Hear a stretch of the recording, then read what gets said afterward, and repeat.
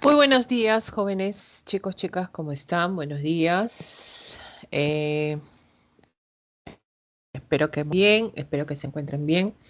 Vamos a iniciar la semana, el desarrollo de la semana número 2, correspondiente a Geografía y Educación Cívica. Pero antes necesito la confirmación si están viendo los materiales y si están escuchando bien. Todo va bien para poder empezar, que no haya ningún problema. A ver, necesito confirmación. Estamos en el aula, por favor.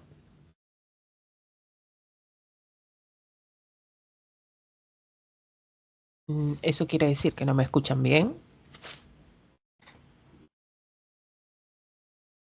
Sí, André, buenos días, muy bien. Ok, me hay una confirmación, eso quiere decir que todo está bien. Ya, vamos a empezar entonces en esta oportunidad.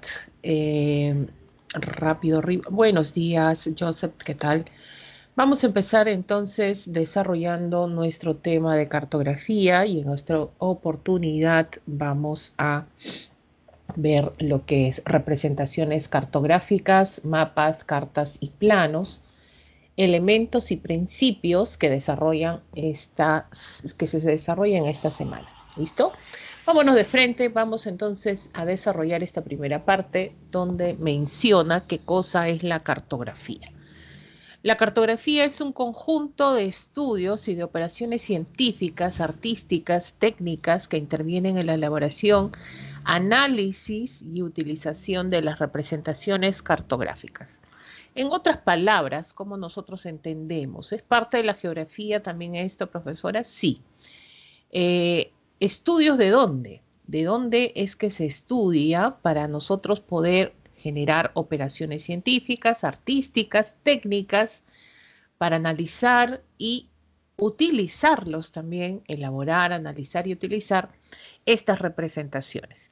Estudios de operaciones científicas, estamos hablando de la superficie, ¿ya? Hablamos de la superficie de la Tierra. Es como que yo tenga una superficie, ¿no? Una determinada superficie, hay cerros, hay ríos, hay ciudades, ¿verdad? Colindantes, cordilleras, y cómo yo llevo esta superficie que he ubicado, ¿no? Toda esta superficie que he ubicado, lo tengo que llevar a un plano, ¿no? A un plano. Ahora, dependiendo de qué tipo de información yo quiero sacar de esta superficie, voy a generar esta representación cartográfica. En otras palabras, puede ser un mapa, puede ser una carta o puede ser un plano. Eso dependiendo de lo que yo quiero dar a conocer de la superficie. Si yo quiero un mapa, va a ser algo más general. Si yo quiero una carta, va a ser con formación de relieves que voy a encontrar en la superficie, con curvas de nivel. O si yo quiero un plano, pues este plano de esta superficie va a tener pues más detalles de información. Entonces, la cartografía es es un conjunto de estudios, operaciones científicas que se realizan de la superficie. Artísticas, ¿por qué, profesor? ¿Hay algo artístico por ahí? Claro, no olvides que los miren, estas representaciones cartográficas que son gráficos, miren acá, ¿ya? Son gráficos de la superficie. Ahora, dependiendo, vuelvo a repetir, de lo que tú quieres informar de la superficie, es que vas a utilizar un tipo de, sobre todo, representación cartográfica. Elaboramos esto, analizamos, porque estas representaciones cartográficas nos permiten saber qué existe en esta superficie, ¿no? Qué información vamos a tener de esta superficie y cómo lo utilizamos, ¿no? Cómo lo utilizamos para el beneficio, ¿no? Para cubrir una necesidad siempre. Entonces, en esta semana vamos a desarrollar mapas, cartas y planos, cada uno con sus respectivas características y también, sobre todo, en este caso, pues, importancia, ¿no? A ver, estos principios, profesora, ¿para qué me sirven los principios? O sea, ¿tiene una finalidad los principios? Sí, todo mapa tiene que tener estos principios, si no, no estaríamos hablando de mapas, ¿ya? O representaciones cartográficas, por ejemplo. No tendríamos uso ni fin. Simplemente toda representación cartográfica de la superficie es el análisis, la información de la superficie misma. Por lo tanto, según Konstantin Salichev, establece estos tres principios, ¿no? Este ruso habla de la base matemática en la cual en esta base matemática nosotros vamos a determinar sobre todo, ¿no? Algo muy importante. Base matemática, profesora, son cálculos matemáticos, sí. Cálculos matemáticos que me van a, y en este caso, mediante un elemento geométrico, me van a permitir a mí, ¿ya? Establecer la superficie, voy a trasladar esa superficie de la superficie de la Tierra a un plano. ¿Cómo llego a hacer eso? La base matemática me ayuda mucho, ¿no? Entonces voy a la selección de una proyección cartográfica para eso. Necesito la selección de una proyección cartográfica más conveniente, porque no olvidemos que las proyecciones cartográficas, eso lo vamos a resaltar en un momento también, sirven para representar superficies de la Tierra para tener la menor deformación en su representación. Por ejemplo, una proyección cilíndrica, ¿para qué me sirve? Para representar zonas con mayor precisión que están ubicados cerca de las zonas de baja latitud, o sea, cerca del ecuador terrestre, ¿no? Me sirven para representar hasta 30 grados, por ejemplo, zonas de superficie baja, de latitudes bajas, ¿no? Entonces voy a tener acá la menor deformación. Entonces, de acuerdo a lo que yo voy a representar, utilizo esta base matemática a través de una proyección cartográfica. No sé si ustedes tienen sus materiales, ¿no? En el caso de geografía, a la mano, bueno, en su mayoría virtual, donde resaltemos esto de proyección cartográfica que es parte de la base matemática. O sea, cuando a ti te dicen base matemática, ¿qué cosa es? En primer lugar, seleccionar proyección cartográfica, porque si yo he seleccionado, por ejemplo, para la representación de una superficie, he seleccionado la proyección cilíndrica, que quiere decir a través de este símbolo geométrico, que es un cilindro, por eso habla que está relacionado con qué, con la geometría, voy a generar, ¿qué cosa? El trazo imaginario, voy a proyectar al cilindro, ¿no? El trazo de estas líneas imaginarias, los meridianos y los paralelos, ¿no? Esto se trata. O sea, voy a generar, plasmar. Entonces, de esa manera, si yo tengo meridianos y paralelos, tengo valor de longitud y tengo valor de latitud. Si yo junto estos dos valores, que voy a obtener coordenadas geográficas, ¿no? Entonces, mira todo lo que te permite la proyección cartográfica. O sea, todo parte de la proyección cartográfica. A partir de la proyección cartográfica, utilizo un símbolo geométrico con esta proyección, trazo líneas imaginarias siempre, cada vez que te hablen de proyección cartográfica, es el trazo de paralelos y meridianos, y a través de estos sistemas puedo ubicar las coordenadas, ¿ya? Las coordenadas geográficas, o sea, todo. Entonces, ¿qué significa, profesora? Si yo quiero representar una superficie cerca del Ecuador, la coordenada geográfica me va a permitir ubicar ese punto para representar en el plano, ¿no? A una escala donde voy a reducir esa superficie y llevarlo, en este caso, pues, al plano, ¿no? Lo mismo pasaría si utilizo una proyección plana, en este caso es cenital, esta proyección cónica que sirve para representar zonas de latitudes, en este caso medias, ¿no? Hablamos de 30 a 60 grados, tanto hemisferio norte como hemisferio sur, y sobre todo de 60 a 90 zonas de latitudes altas, ¿ya? Latitudes altas para lo que es la proyección plana o azimutal. ¿Ya? Entonces, mira todo lo que hace la base matemática. todo lo que realiza la base matemática. La base matemática te ayuda a ya ubicar.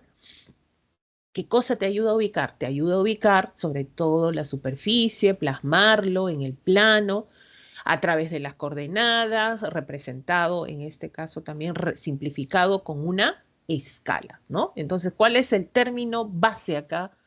Proyección cartográfica. Entonces, una base matemática se refiere a la selección de una proyección cartográfica. Segundo, ¿cuál es? La representación cartográfica. ¿Qué quiere decir la representación cartográfica? Decimos acá, vamos a resaltar igual, está relacionado a la sustitución de la imagen real de la superficie terrestre por los símbolos convencionales. Profesor, estos no son los símbolos cartográficos, sí, es lo mismo, ¿ya? Pero es convencionales, también se les conoce porque se ha realizado a través de una convención, ¿no? Es como que tú seas un cartógrafo y creas y vas a crear un símbolo convencional que es aprobado a nivel internacional y todo mundo, así hables inglés, chino, coreano, lo que sea. Tú ves el símbolo y te da la información, ¿no? Tú ves un avioncito, ¿esto qué significa? Un aeropuerto, ya sea nacional e internacional. Entonces, ya de acuerdo al gráfico, tú vas a ubicar en el mapa y los símbolos se ubican en la leyenda del mapa, donde vas a ubicar esa información, donde específicamente se encuentra este aeropuerto internacional, por ejemplo. Ahora, nadie vaya a decir que, profesora, los símbolos van y vienen, de repente en el mapa puede haber y no puede haber. No, no te olvides que estos son principios y los principios tienen que estar. Si tú no tienes principios cartográficos en tu mapa, en tu carta, entonces eso no vale, no vale. ¿Por qué? Porque gracias a los símbolos convencionales se genera la información de la superficie. Por ejemplo, tú tienes un mapa, ¿ya? Cuando tú tienes un mapa, vas a ver estos símbolos convencionales y tú te vas a dar cuenta que hay límites, ¿verdad? Hay centros poblados en la zona, ¿no? Hay minas, hay accidentes geográficos, ¿verdad? Zona urbana, zona de lagunas, ríos principales. Es como que yo tuviera esta superficie, vuelvo a graficar, esto es un río que atraviesa, está formando un valle, a lo largo que hay una ciudad, ¿no? Por ejemplo, que está rodeado de elevaciones, ¿no? Entonces, la pregunta es, ¿cómo, si yo voy a representar esta superficie, cómo lo informo en mi mapa, en mi carta o en mi plano? ¿Cómo lo informo? O sea, ¿cómo yo sé que en esta zona hay un río? Entonces, ¿qué tengo que hacer? Pues estos símbolos convencionales me ayudan a trasladar esa información, ¿no? Por ejemplo, ¿no? Ahí sería, pues el río tendría este símbolo, ¿no? Este sería el símbolo del río, ¿no? Esta elevación, ¿cómo lo represento? De repente, acá están las curvas de nivel, de esta manera. Entonces, eso, si yo veo este gráfico, voy a ver que acá existe una elevación, ¿no? Ahora, si habla de centros poblados, miren cómo lo representan los centros poblados, ¿no? Así. Entonces, todo esto va dentro del mapa y informado en la leyenda para yo saber cuál es la información, en este caso, de esta superficie, ¿ya? De esta superficie. Eso es sobre todo lo que se conoce como la representación cartográfica. La primera base matemática, la segunda representación cartográfica. Y ahora sí, nos vamos a la generalización cartográfica, dice acá. Toma en cuenta algo que hay que resaltar en esta parte es lo de acá, ¿ya? ¿Qué significa? Toma en cuenta la selección, ¿ya? De lo principal y esencial del tema, ¿ya? Esto es lo más importante que tenemos que resaltar de esta parte, sí. ¿Por qué? La generalización cartográfica te ayuda, por ejemplo, esto te permite saber cuál es el tema o lo esencial que se está representando en el mapa. Por ejemplo, si yo tengo un mapa, ya un mapa edáfico, ¿no? Edáfico. ¿Qué significa un mapa edáfico? profesora, está representando la distribución de los suelos. Ya, pues ese es mi tema. O sea, lo único que voy a poner en ese mapa es la distribución de los suelos, los tipos de suelos que existen en esa superficie. O sea, tengo que seleccionar un tema principal y esencial. Eso es la generalización cartográfica. Ahora, si yo voy a representar solo la distribución de los suelos, entonces tengo que pensar en qué, en una escala, porque la escala te va a permitir a ti, ¿no? Te va a permitir reducir la superficie, pero también, gracias a la escala, vas a establecer si ese documento cartográfico tiene mucha información o poca información, ¿ya? Entonces, primero es seleccionar el tema.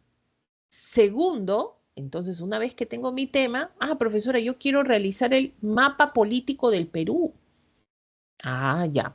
Entonces, ya seleccionaste tu tema, solo es la distribución política administrativa del Perú y a partir de ahí estableces un tipo de escala, ¿ya?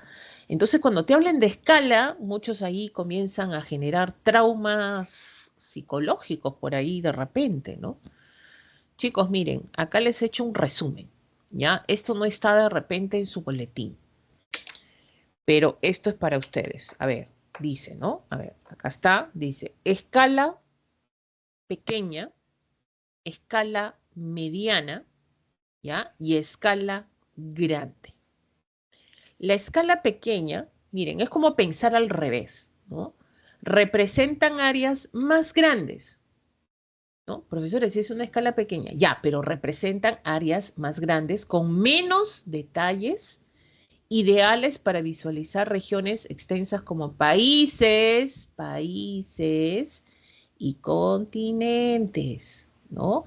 Entonces, es la escala pequeña, 1/250.000 a 1.000.000, por ejemplo, ¿no? Entonces, representan áreas más grandes. La escala pequeña, mira qué contradicción, representa áreas más grandes, ¿no? Entonces, ¿qué tipo de información vas a tener con una escala pequeña?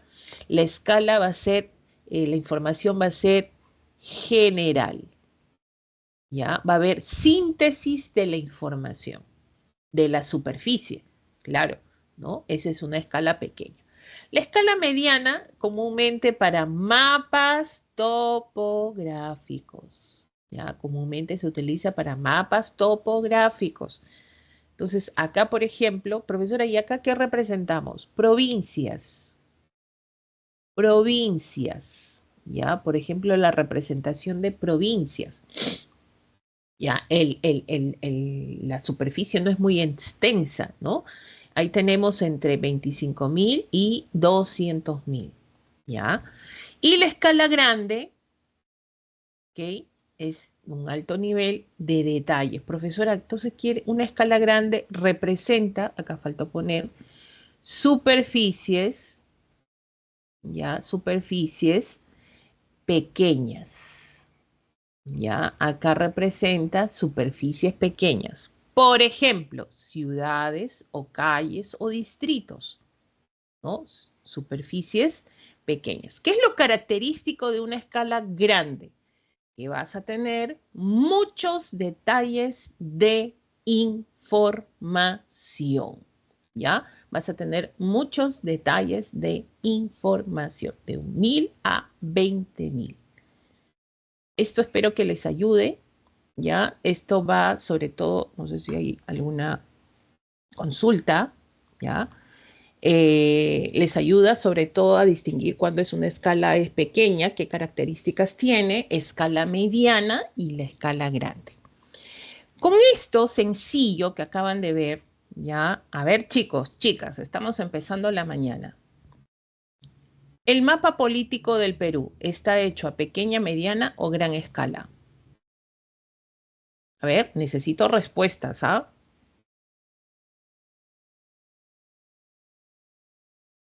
El mapa político del Perú está hecho a pequeña, mediana o gran escala. Pequeña, dice André. Antonio, pequeña, pequeña, pequeña, pequeña. Muy bien, chicos, chicas. Muy bien. Profesora, ¿por qué pequeña? Profesora, si es todo el Perú. Mira, la información que se... A ver, tú ves tu casa acá, acá hay detalles de información, ¿no? Pues lo único que ves es una información generalizada, es más general. Hay una síntesis de todo el Perú acá, dividido, solo hay un tema específico, ¿no? La división política administrativa. África, pequeña o mediana o grande. A ver, África, chicos, chicas, pequeña, mediana o grande. Pequeña, pequeña, pequeña, pequeña. Muy bien, claro. Claro, porque está, mira, todo el continente, que es un continente, superficies grandes, utilizan pequeña escala. Esto es pequeña escala, ¿no? Hay una generalización de la información. Esto es pequeña, mediana o grande. ¿Qué dicen?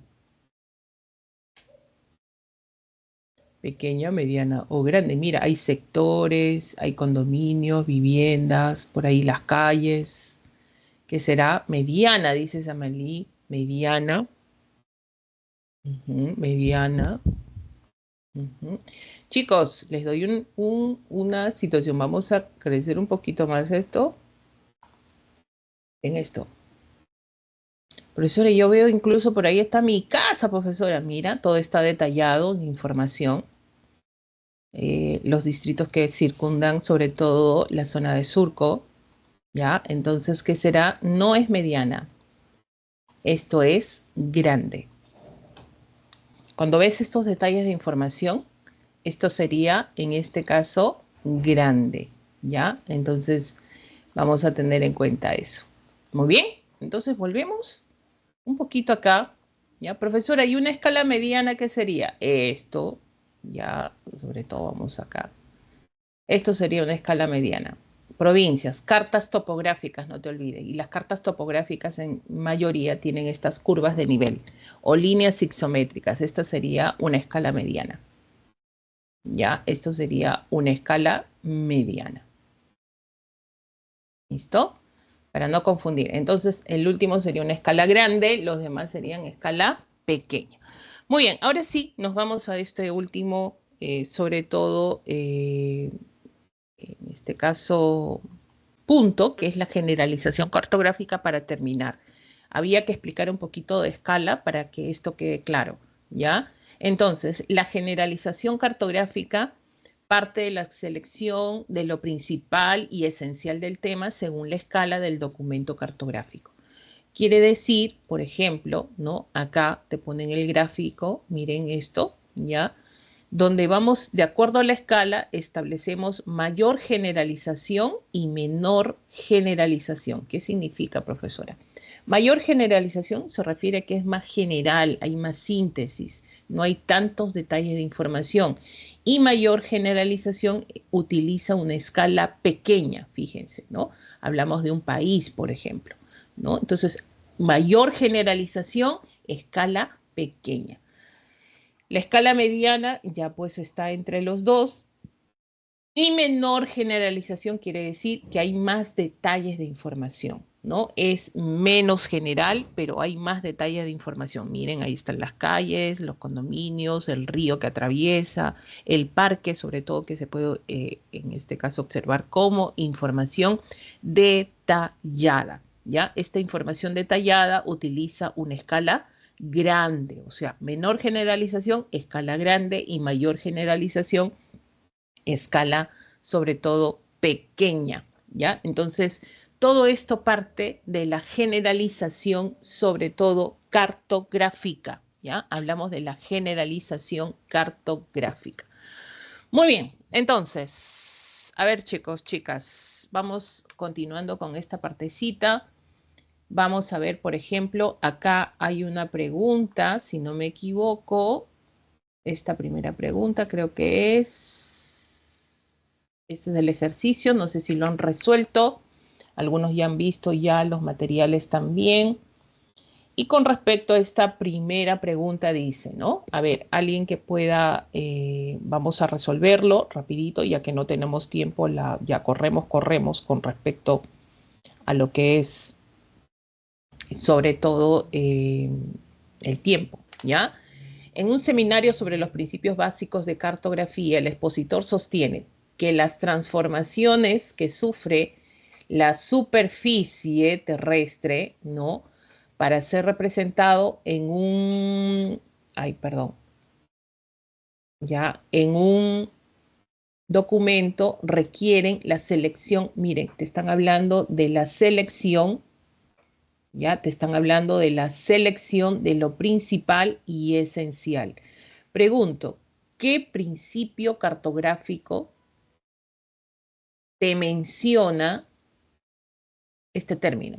A ver, la selección de lo principal y esencial, ¿no? Base matemática, representación cartográfica o generalización cartográfica. ¿Qué principio cartográfico te menciona esto? Ya, muy bien, por ahí dicen, ahí están escribiendo, profesora, esto es generalización. Perfecto. Entonces, todo lo que te van a referir esta primera pregunta está referido al principio, en este caso, de generalización, ¿ya? En el principio de generalización cartográfica, ¿ya? Estamos hablando de la generalización cartográfica. Entonces, los enunciados que nosotros vamos a destacar sobre todo es necesariamente referido a este principio, ¿no? ¿Brinda información complementaria al documento a través de signos, índices, líneas? No, esto es más representación cartográfica que vendrían a ser los símbolos convencionales, ¿no? No es. Permite representar la extensión terrestre, optando por la proyección. O sea, si te hablan de proyección, ¿de qué se está hablando? Se está hablando de la base matemática y no está referida a la generalización cartográfica. 3. Accede a plasmar la calidad y cantidad de fenómenos que pueden visualizarse. Ah, mira, claro, y esto mediante cómo lo logras, si es la selección de lo principal y esencial y es generalización cartográfica, cómo llegas a plasmar la calidad y cantidad de fenómenos que pueden visualizarse en el detalle, o sea, el detalle de información, esto de acuerdo a una escala, porque la escala te va a permitir si va a tener, si va a ser más general, va a ser más generalizada o va a tener menos detalles de información, ¿no? Entonces, eso sí está referido a la selección de lo principal y esencial. Valida la utilidad del documento cartográfico, así como la escala final de su representación. Así es, lo valida y así como la escala final de su representación es referido a esto. Entonces, la clave tenemos ahí de este ejercicio 1, clave E. ¿Ya? Clave E. Clave E, E, E, E.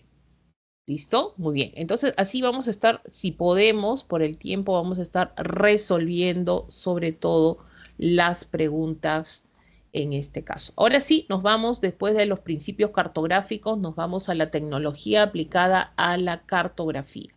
Sabemos que hay la cartografía hoy en día se valida también de estas herramientas que sirven para la representación de la superficie en un plano. Entonces, a través de capturas, a través de análisis, de datos, que se pueden recabar todo de la superficie. El primero, Sistema de Información Geográfica, lo que se conoce como el SIG. Hablamos sobre todo de datos, procedimientos, recursos humanos, software, hardware, que nos permiten recabar la información, ¿no? Y esta información puede ser utilizada para resolver problemas que se tienen en la superficie. Y esto se planifica a través de una representación cartográfica. Entonces, todos estos elementos que nosotros tenemos, según el CIF, ¿ya? Según el CIF, habla de generar, categorizar la información para utilizarla en una representación cartográfica. Entonces, esto nos permite almacenar, manipular, analizar, ¿no? En este caso, datos, trasladar los datos, por ejemplo, ¿no?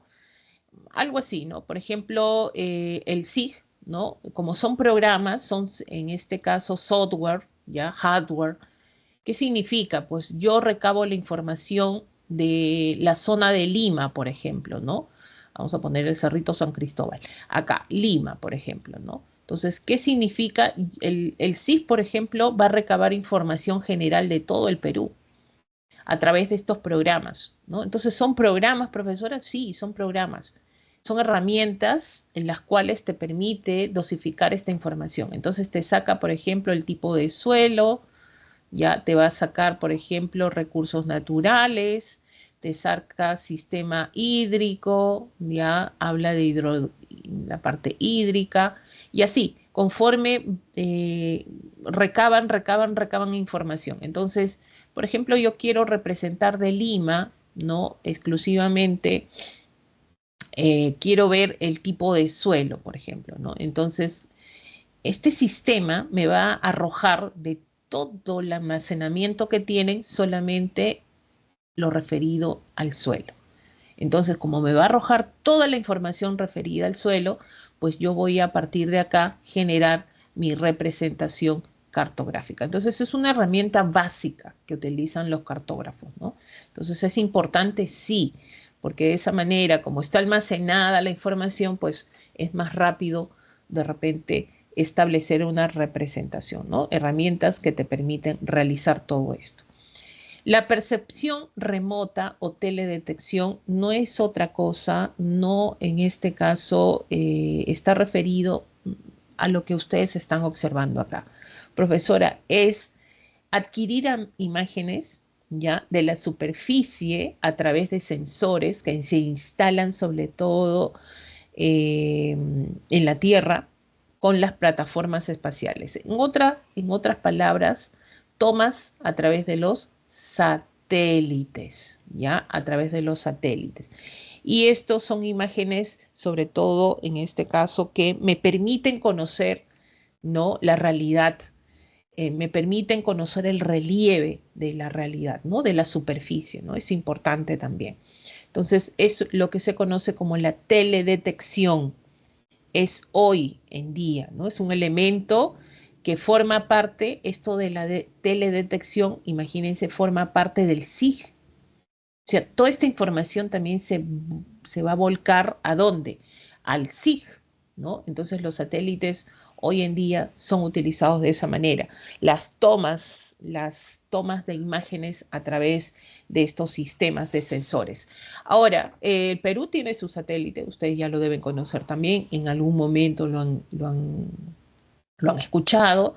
Hablamos de Perusat 1, adquirido en el gobierno de Ollantumala. Esto, bueno, por los franceses, todavía seguimos pagando, todavía creo, pero tenemos nuestros satélites, ¿no? El Perú presenta satélite, sí, eso es correcto.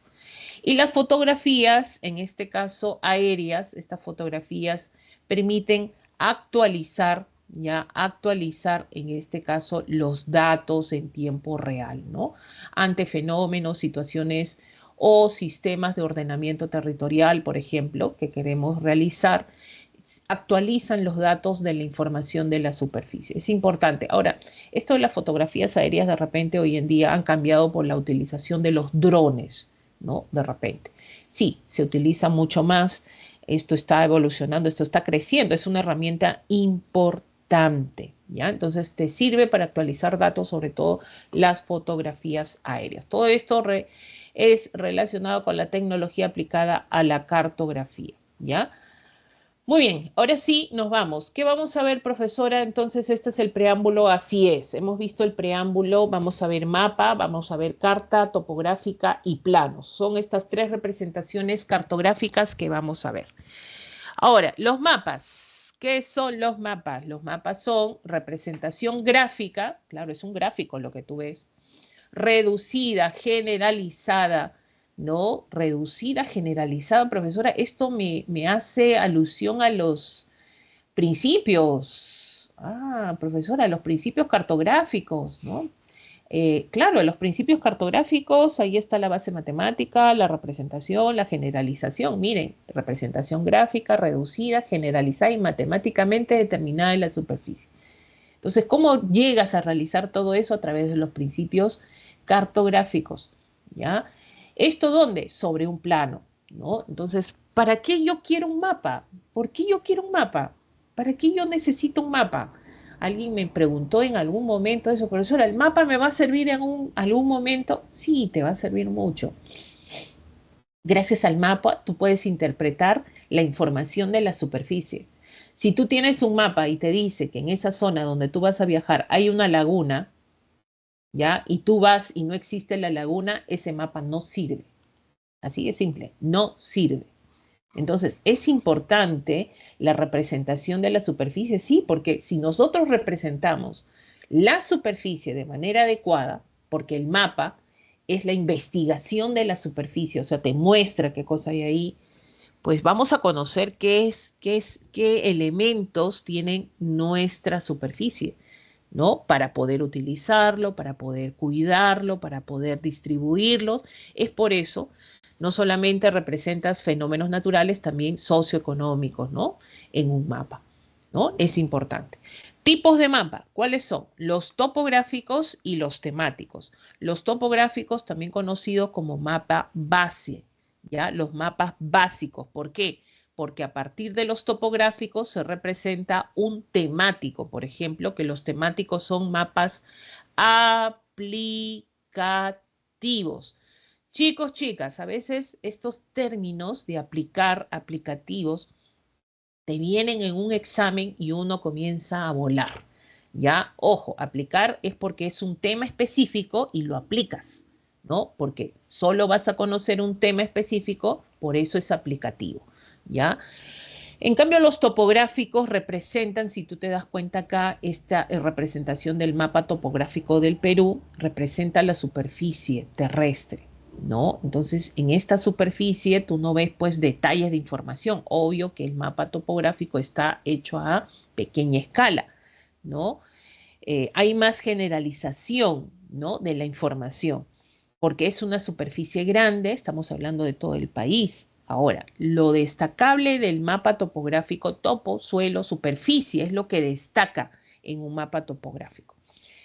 ¿Qué aspectos van a destacar? La parte física, ¿ya? La parte física, aspectos físicos, ¿no? Por ejemplo, la parte también de elevación, de cordillera. Ahí se dan cuenta que la cordillera de los Andes nos atraviesa, ¿no? Centros ahí poblacionales, humanos, muy poquitos. También red hídrica, red vial, por ejemplo, que podemos encontrar como información, ¿ya? Pero también vamos a ver que la información se da a través, profesora, no hay leyenda. Miren, la información sobre todo se da a través de lo que es el color que presentan este tipo de mapas, ¿no? Las partes más altas, entonces, profesora, ¿me está dando la información de altitud? Sí, las partes más altas, de acuerdo al color, llegan a 6.000 metros, ¿no? Sobre el nivel del mar. Ahora, la parte más baja es de color verde, ¿ya? Unos asocian de repente y dicen, ah, profesora, todo esto es la selva, por eso es verde. Mira, en la costa también hay. Ya, en la costa también hay. Entonces, ¿qué representa? Zonas más bajas. ¿Ya? Eso es lo que te muestra un mapa topográfico. En cambio, los mapas temáticos vienen, dicen, se representan en base a los topográficos. Entonces, hay un tema aplicativo, ¿no? Tema, por eso dice temáticos, ¿no? Hay un tema particular, o sea, es localizar ciertas características, ciertos fenómenos que tú quieres representar, ¿no? Por ejemplo, la parte económica, la parte poblacional, la parte de vegetación, la parte política, la parte de geología. Eso es un tema, sobre todo, aplicativo, ¿ya? Obvio que también están a pequeña escala, miren, porque los mapas son generales. Por ejemplo, acá tenemos ejemplos de mapas temáticos, ¿no? El climático, la distribución de los climas. Edáfico, la distribución de los suelos, ¿no? Etnolingüísticas de las etnias con sus respectivas lenguas, por ejemplo, que se distribuyen en nuestro país, ¿no? Entonces, es un tema específico, fíjense. Pueden tener hasta uno a dos, ¿no? Porque miren, acá dice etnolingüístico, acá hay dos, o sea, hay etnias y las lenguas que tenemos a hablarlas, ¿no? Etnolingüístico. Puede tener entre uno a dos temas de información, pero relacionados, ¿ya? Relacionados. ¿Cuáles son los elementos del mapa? ¿Ya? ¿Qué elementos tiene un mapa? Un mapa está referido, pues bueno, miren, los elementos principales que ustedes ven acá, y esto sí hay que conocerlo, es la escala, es la proyección cartográfica y son los símbolos convencionales. Estos símbolos convencionales es la información, sobre todo, ¿no? De que la información de la superficie, ¿no? La proyección cartográfica. Pregunto, ¿proyección cartográfica está referido a qué principio cartográfico? A ver, acabamos de ver los principios, son 3 principios, ¿ya? Si a ti te viene una pregunta y te hablan que un cartógrafo ahí está utilizando un tipo de proyección y te hablan de proyección, ¿a qué principio cartográfico nos estaremos refiriendo? Y mencionamos la proyección cartográfica que se utilizó para la representación. Muy bien, Abraham, muy bien, Isaí, muy bien, Antonio. Hablamos de la base matemática. Muy bien, Juana María. Muy bien, ¿ya? La base. Profesora, la escala, los símbolos convencionales. Bueno, los símbolos convencionales, ¿a qué principio? De representación cartográfica, ¿no? Y la escala, el tipo de escala que voy a ver si es mayor o menor generalización, estamos hablando de la generalización cartográfica. Profesor, ¿hay más elementos del mapa? Sí, pero son ya no tan... forman parte del mapa, claro que sí, ¿no? Hablan de la leyenda, hablan también de la orientación, ¿no? Algunos hablan de la rosa, en este caso de orientación, rosa de los vientos, que son parte de elementos también de un mapa. Pero estos son los principales que vamos a desarrollar. El primero, proyección cartográfica.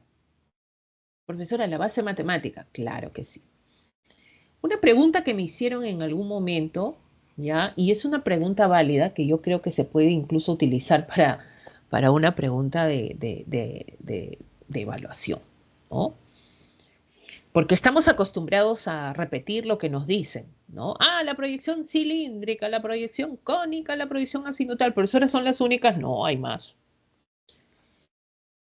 Y la pregunta es, ¿por qué utilizamos tantas proyecciones cartográficas? ¿Por qué? ¿Por qué no utilizamos solo una? ¿Por qué tantas proyecciones cartográficas? Profesora, nos simplifica la vida, profesora. Una sola y suficiente, ya no tanto, eso de la cónica, cilíndrica, profesora. No, no, no, profesora, eso no. Una sola y acabó nuestro problema. Claro, eso debería ser, pero tenemos un gran problema, pues. ¿Ya? ¿Por qué no podemos utilizar una proyección, una sola proyección? ¿Cuál es el gran problema que tenemos justamente? Por eso utilizamos varias proyecciones cartográficas. ¿Cuál es nuestro problema? ¿Qué tenemos? ¿Por qué estamos ahí utilizando un montón de proyecciones cartográficas? A ver, ¿ustedes lo saben, chicos? La forma de la Tierra, muy bien, Juana María. Excelente. Ya están empezando a razonar, ¿se dan cuenta? Hay que razonar, chicos, porque en estas últimas preguntas generales que se están dando, ya me estoy dando cuenta que muchos chicos conocen la teoría y encima, al conocer la teoría, les plantean una pregunta con razonamiento, con estas preguntas de destreza cognitiva que son las DECO, y vuelan, y no se dan cuenta que es lo mismo, pero lo han hecho de otra forma que se llegue a conocer o ustedes lleguen a interpretarlo, ¿no? Y les doy un consejo sobre todo. Chicos, tienen que manejar, porque se están tomando esto bastante, estoy viendo que están utilizando términos, razonamiento verbal, ¿ya? Maneja razonamiento verbal. Eso te va a ayudar un montón en lo que es desarrollar cualquier pregunta y cualquier curso, sobre todo para que puedas interpretar. Si no, estamos volando, ¿ya? Y creo que esa es tu base, tiene que ser razonamiento verbal. Y bueno, la parte de matemática también es importante, obvio que sí, ¿ya? Pero eso te va a ayudar a que tú puedas interpretar preguntas. Claro, sobre la superficie, en este caso, acá tenemos que, dice, ¿no? La representación de la superficie terrestre sobre un plano, superficie plana, sin que haya deformaciones es geométricamente imposible. Claro, porque una parte curva, como tú lo llevas a un plano, pues no va a ser necesariamente exacto, ¿no? En cartografía este problema se resuelve mediante las proyecciones. Es verdad, ¿no? Como una parte de la superficie nosotros llevamos a un plano, ¿no? Porque es como bueno, yo pongo este ejemplo porque creo que es un ejemplo más que uno puede conocer. Por ejemplo, esta es una naranja que representa la esferidad de la Tierra, ¿no? Y nosotros cuando pelamos la naranja, agarran su cuchillito y pelen su naranja, ¿ya? Van a darse cuenta que la cáscara de naranja, cuando la tienen ya acá, ¿no? Y justamente no rompen la cáscara de polo a polo, van a ver que es como un acordeón, ¿no? ¿Por qué? Porque ahí se nota que ha sacado esa cascarita, que sería como la superficie que uno extrae, y te vas a dar cuenta que tiene una curvatura, ¿no? Entonces, a ver, traslademos esta cáscara de naranja y péguenlo en una hoja A4. Muchos no van a poder, no se puede, profesora, esto es imposible porque es una superficie curva. Claro, es verdad. Entonces, ¿qué van a hacer muchos? Van a romper la cáscara, la van a aplastar para que sea plana, ¿no? Entonces deja de ser curva. Y entra esto, ¿no? Entonces la cascarita se abre y esta abertura, ¿ya? Va a hacer que puedas pegar la cáscara que tiene esa curvatura en el plano. Entonces, los cartógrafos hacen lo mismo. Llevan esta superficie curva al plano y a la hora de ponerlo en el plano, pues se genera esta, o bien se abre o bien se junta mucho la superficie. Esto se conoce como una deformación. Esto es una deformación de la superficie. Entonces, la idea es que cuando tú representes una superficie de la Tierra en el plano, sea lo menor posible en deformación. O sea, la deformación sea lo más mínima, no tan grande. Eso es lo que se busca, ¿ya? Que exista la menor deformación. Y como queremos que exista la menor deformación, ¿qué utilizamos? Varios tipos de proyección. Entonces, cada una de estas proyecciones que me van a permitir a mí, me van a permitir establecer sobre todo la menor deformación. Por ejemplo, la proyección cilíndrica sirve para representar superficies que están cerca del ecuador. De 0 a 30, por ejemplo, ¿ya?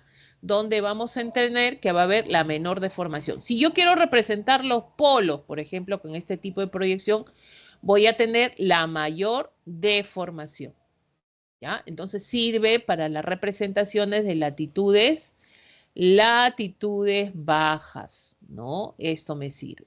La cónica, fíjense, es un cono que envuelve a parte de la Tierra, no a toda la Tierra, sino a parte de la Tierra, que me va a generar, sobre todo, representar con menor deformación, ¿qué cosa? Superficies que están latitudes medias, ¿no? Y estas latitudes van de 30 a 60, ¿no? En los dos hemisferios. Entonces acá voy a tener la menor deformación. Sí, profesora, si yo quiero utilizar, representar la superficie cerca del ecuador, vas a tener la mayor deformación, ¿no? Estas son para las zonas medias.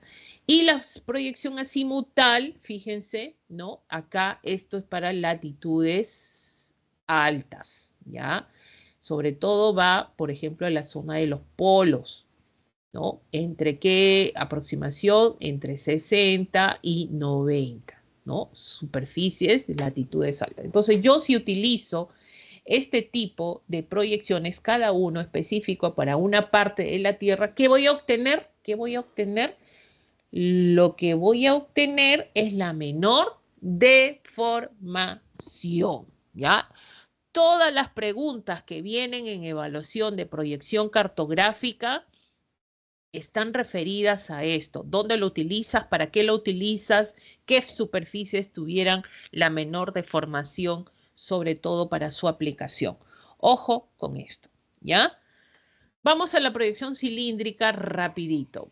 Gerard de Mercator, ¿no? Es el responsable de todo esto. Vamos a ver que utiliza un cilindro que envuelve la esferidad de la Tierra, un cilindro secante, tangente a las esferas, o sea, las zonas acá cerca del ecuador, el paralelo de contacto es con el ecuador, ¿no? Entonces ahí se proyectan, fíjense, les dije que las proyecciones están referidas a proyectar meridianos y paralelos a este elemento geométrico. En este caso sería el cilindro. Se abre, ya, se abre, ¿no? Esta proyección cilíndrica y cuando se abre, pues vamos a encontrar acá la línea del ecuador, 0 grados, por ejemplo, donde los meridianos, ¿qué pasa con los meridianos? Los meridianos conservan su distancia, o sea, entre uno y otro tienen la misma distancia, ¿ya? Esto de acá, son iguales. Los paralelos no, los paralelos van a ser, por ejemplo, el paralelo 10, el paralelo 20, entonces conforme se alejan del ecuador, hay mayor distancia de los paralelos. Acá sí hay, sobre todo, se va a producir una deformación, producto de los paralelos. ¿Qué pasa? Cuando mayor se distancia el ecuador, empieza la deformación, ¿no? Mira, Groenlandia, en la parte más alta, ¿no? Parece ya el continente africano sudamericano. Entonces, acá se produce la mayor deformación. ¿Dónde hay menor deformación? Donde estás más cerca al ecuador, ¿ya? Entonces, existe mayor deformación en las regiones cercanas a los polos. O sea, se ve como grande, ¿no? Hay mayor deformación. No es posible representar en el mapa latitudes por encima de los 80. O sea, por encima de los 80 ya pues la deformación es grandísima. ¿Ya? Ahora, dentro de la proyección cilíndrica vamos a encontrar también lo que se conoce como la proyección, ¿no? UTM. ¿Ya? Profesora, ¿esto es cilíndrica? Sí, pero es, mira, dice acá, universal. Se utiliza en toda representación de la superficie en la Tierra. Ojo, ¿ya? Es una prolongación de la proyección cilíndrica. ¿Tiene un nombre específico? Sí. Por ejemplo, una vez vino en pregunta donde hablaban de qué tipo de proyección utiliza el Perú, y el Perú utiliza UTM, ¿ya? Que es, en este caso, parte de la proyección cilíndrica. Acá el cilindro ya no es convexo, acá es un cilindro transverso, fíjense ustedes, ¿ya? Entonces, este cilindro transverso dice, cuando el cilindro es tangente al globo a lo largo del par de meridianos opuestos, acá está, esto, o sea, es tangente, antes era tangente cerca de la línea ecuatorial, ¿no? Acá ya no, a meridianos opuestos. ¿Qué hace? Miren, y acá es lo que se va a generar, ¿no? Por ejemplo, cuando se hace la proyección de meridianos y paralelos, que va a traer como consecuencia, pues que se establece esta planificación, así como cuadritos que ves tú, toda la Tierra ha sido, en este caso, dividida en qué? De 1 a 60 usos. O sea, UTM hace, ¿no? La división del mundo en 60 usos. Ahora, entre uso y uso, vamos a ver, se conoce como uso cartográfico. Ojo, no vayas a confundir uso horario, ¿ya? Esto es muy distinto. Esto es uso cartográfico para UTM. Y uso cartográfico, ¿qué valor tiene? 6 grados. 6 grados, ¿no? Entonces, a partir de un meridiano central, este es el meridiano central, estos 6 grados se dividen, 3 grados y 3 grados, ¿no? Todo lo que ves de amarillito, todo lo que está de amarillito vendría a ser un uso cartográfico. Ahora, ¿el Perú dónde se ubica, profesora? El Perú está acá, ¿no? El Perú está entre los usos 17, 18 y 19, ¿ya? Estos de UTM, oye, cuyos meridianos centrales, o sea, estos meridianos, te está hablando de este central, este meridiano central tiene un valor de 81 grados, 71 grados y 69 grados respectivamente. O sea, 17 grados, ¿cuál es su meridiano central? Es 81 grados, ¿no? 18 grados, ¿cuál es su meridiano central? Es 75 grados.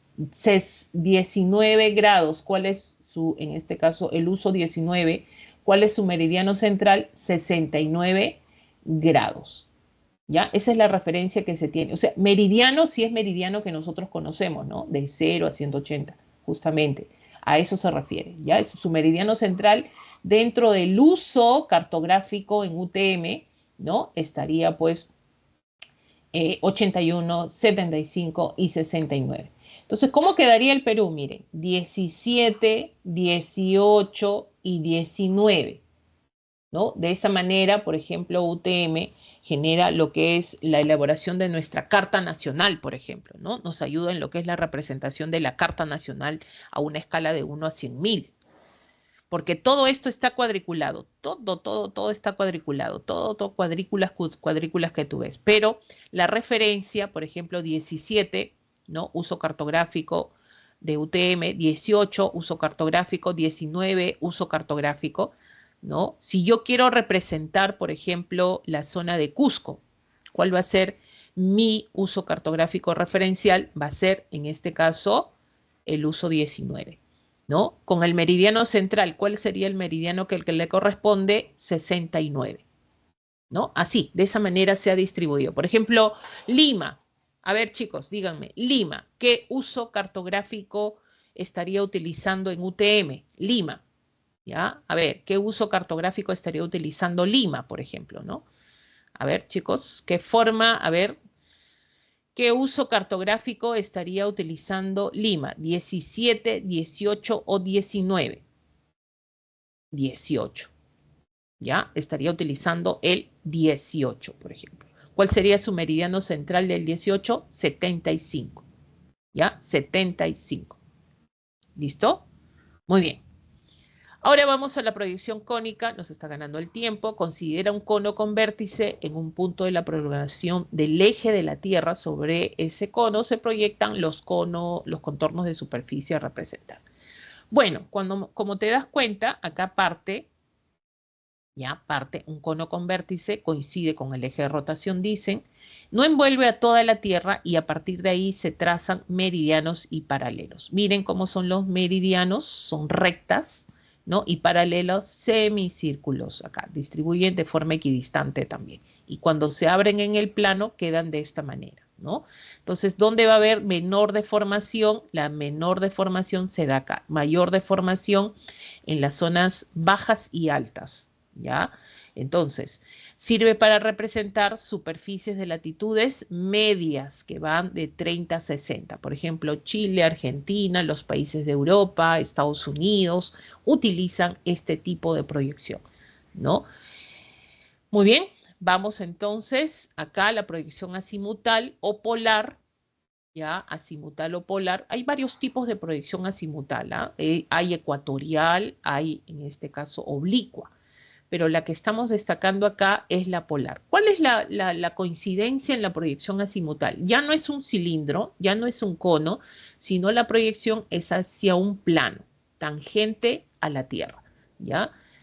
Y justamente esto es para zonas de latitudes altas, ¿ya? Latitudes, sobre todo, altas, ¿no? Y vamos a tener acá, por ejemplo, el plano donde se proyecta, donde los meridianos van a ser sobre todo ya estas rectas que parten de los polos, ¿no?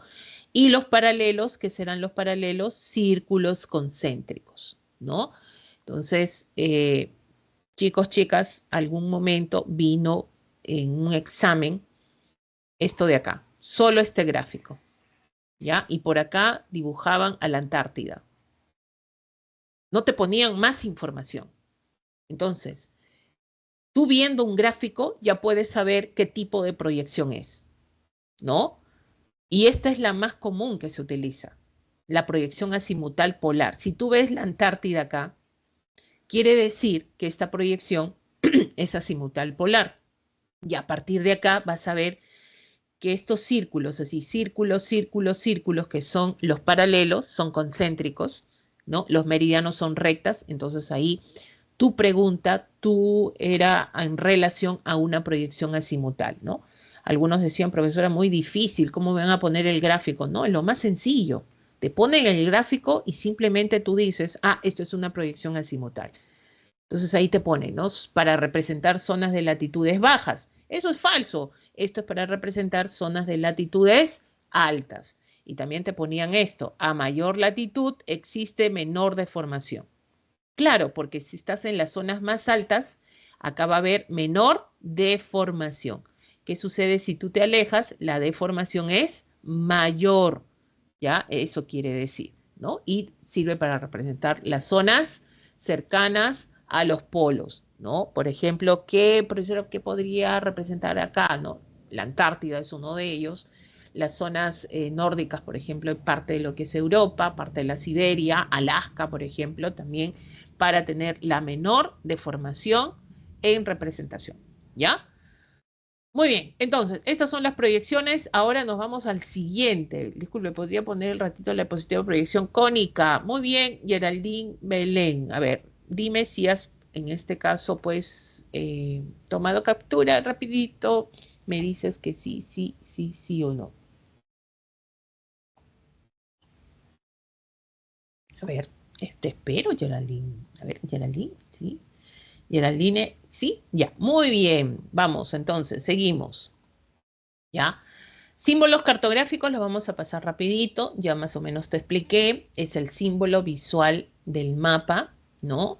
Sabemos que estos están ubicados, no es la leyenda, por si acaso, están ubicados en donde nosotros conocemos en el mapa, que es la leyenda, ¿no? Son símbolos convencionales, muestran la información del espacio, ¿no? Permiten interpretar, comprender su significado, ¿no? Es inmerso sobre todo en la leyenda. No hay que olvidar esto, que es un elemento de los mapas. Y algo que es el trauma de todos, pero no debe ser así, es la escala, ¿ya? Es la escala. ¿Qué cosa es la escala? Es la razón o equivalencia entre las dimensiones del mapa, carta, plano o planos también, ¿no? Y la superficie. Es la distancia entre la distancia, es la razón entre la distancia del mapa y la distancia en el terreno, ¿no? Entonces, otros le dicen, profesora, es la reducción de la superficie que voy a llevar, reduzco esta información de la superficie en extensión y lo llevo al plano, ¿no? Entonces, ¿por qué utilizas una escala? ¿Para qué utilizas una escala? Va a depender principalmente del propósito del documento cartográfico. Ya te he dicho, tú utilizas una escala para ver qué tipo de escala, pequeña, mediana o grande, para ver cuál es el propósito de tu representación cartográfica, ¿no? Si va a tener muchos detalles de información, va a tener pocos detalles de información, va a ser más general, ¿no? Dependiendo de lo que quieras, en este caso, representar, ¿no? Hay dos tipos de escala, la numérica, gráfica o lineal, ¿no? La numérica se expresa mediante una razón aritmética, como ustedes lo pueden ver acá, dice, o por medio de una fracción, ¿ya? Por ejemplo, dice acá razón aritmética, o esto vendría a ser una fracción, ¿no? 1 sobre 5 millones, 1 sobre 5 millones. Profesor, ¿esto qué significa? Siempre la escala la vas a encontrar con 1, siempre, ¿ya? Entonces eso quiere decir que acá, por ejemplo, vamos a tener que 1 centímetro equivale a ¿cuánto? A 5 millones de centímetros. Profesora, eso quiere decir que la escala siempre está en centímetros, correcto, ¿ya? Una escala siempre está en centímetros. Lo mismo, ¿no? 1 centímetro equivale a 5 millones, en este caso, de centímetros. Profesora, ¿y esto cómo es? Lo que pasa es que esta fórmula ustedes lo tienen, creo que en su boletín, creo que sí, sí, sí, yo creo que sí lo tienen, ya, donde miren, esta equivalencia sirve para interpretar eso. 1 sobre X, ¿qué cosa es? Es la escala. ¿Ya? Esta es la distancia en el mapa y esta es la distancia en el terreno. Entonces, 1, ¿qué cosa es 1? La distancia en el mapa. ¿Qué cosa es X? Es la distancia en el terreno. Entonces, si yo te pongo 1 sobre 5000, ¿ya? ¿A qué es igual? 1, ¿qué vendría a ser? La distancia en el mapa. O sea, todo lo que vas a medir en el mapa es 1, ¿no? 1 centímetro. Y 5000 es la distancia en el terreno. ¿Ya? Es, en este caso, la distancia en el terreno. Entonces, tú vas a decir, en 1 centímetro hay 5000 centímetros, pero tú no dices, profesora, voy a caminar 5000 centímetros. O vas a decir metros o vas a decir kilómetros. ¿Ya? Entonces ahí viene la conversión, pues tú tienes que generar la equivalencia, la conversión, ¿no? Pero lo que yo quiero que tú entiendas, que 1 es la distancia en el mapa, siempre en una escala. Y lo que ves abajo, que es 5, es la distancia en el terreno. ¿Listo? Donde vamos a tener, por ejemplo, ¿ya? Acá, la distancia en el mapa está en centímetros o también viene en un problema, viene en milímetros. La distancia en el terreno está en metros o está en kilómetros. ¿Ya? Pero la escala, siempre la escala en que está expresada en centímetros. ¿Ya? Entonces, de eso viene, para poder interpretar esta partecita, ¿ya?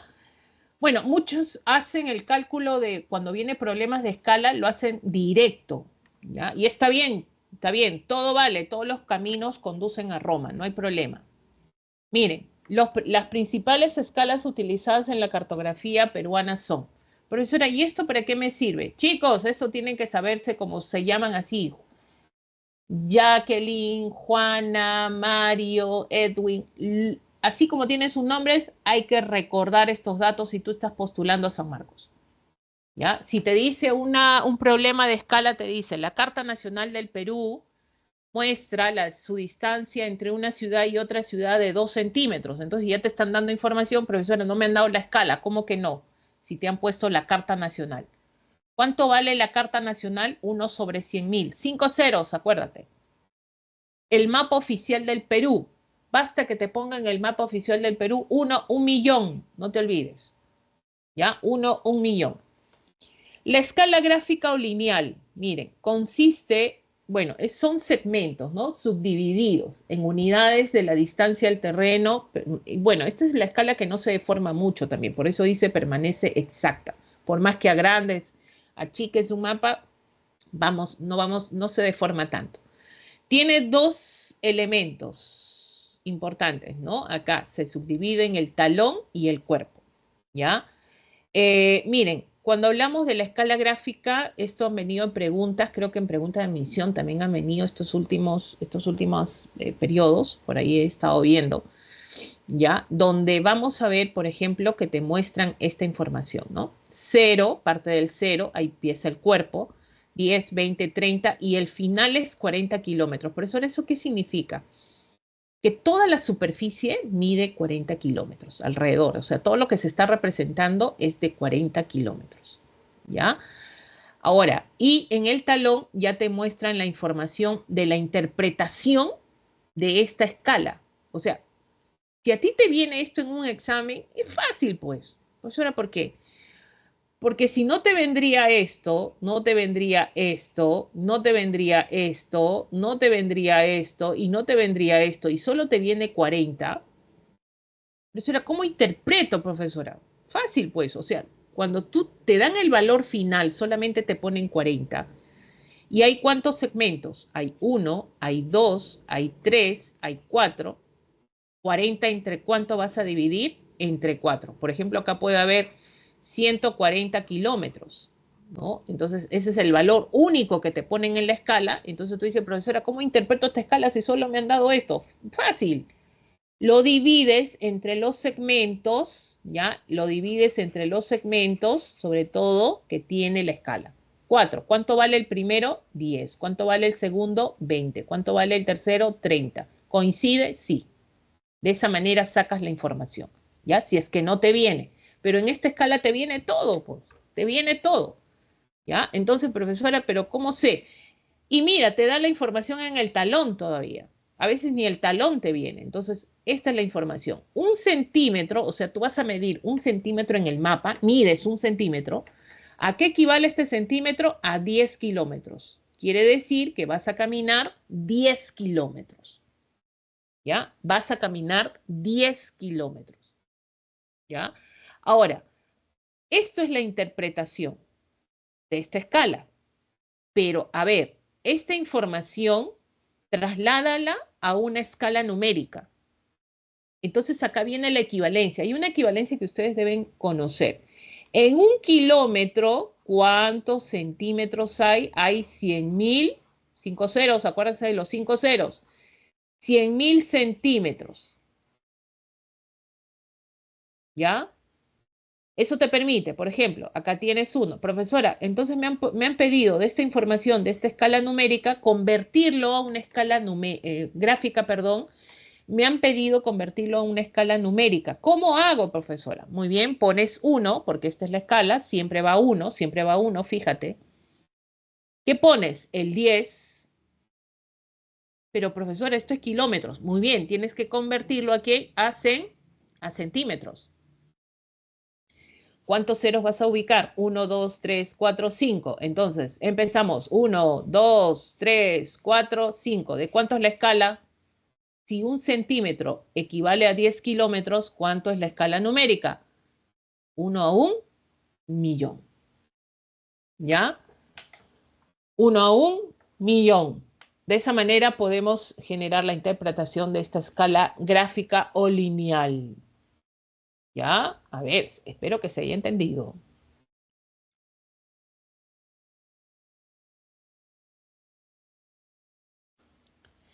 Vamos entonces, miren, chicos, ¿podrán? Esto es examen de admisión 2000, no sé cuánto, creo que, no sé qué fecha fue, 2024, si no me equivoco. Mira lo que te vino. Profesora, pero me vino en milímetros, profesora. ¿Y qué tiene? Bueno, te doy el dato, ¿no? Por ejemplo, en un centímetro, la equivalencia, ¿cuánto es? Equivale a 10 milímetros. ¿Ya? Un centímetro, esto es lo que tienes que saber siempre, ¿no? Equivale a 10 milímetros. ¿Ya? Miren, ¿ah?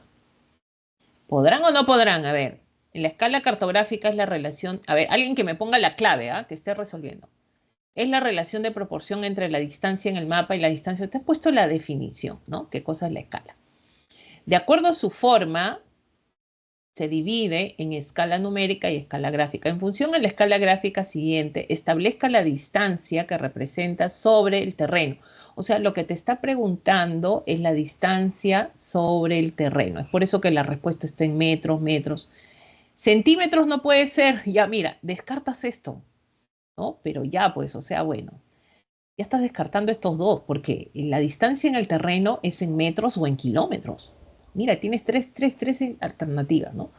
Considere que el mapa, la distancia en el mapa es de 42 milímetros. Profesora, mi trauma es psicológico, profesora, ¿no? Bueno, vamos a plantearlo y ustedes lo sacan, ¿ya? Por ejemplo, si esto es la referencia, en un centímetro existen 10 milímetros. Entonces, ¿cómo interpretamos lo que es? Por algo te han puesto la escala gráfica, tienes que interpretar esta escala gráfica. La interpretación de esta escala gráfica, ¿cuál será? ¿Cuál será la interpretación? En un centímetro, ya, en un centímetro, ya, ¿cuál es la equivalencia? A ver, ¿cuántos kilómetros hay? Entonces es el primer, ¿no? Acá te están dando el talón, ¿no?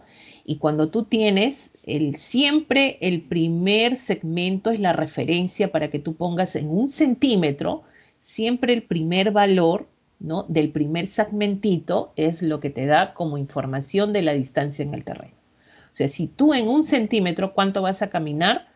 2 kilómetros. Esa es la información de esta escala gráfica. O sea, quiere decir que en un centímetro hay 2 kilómetros.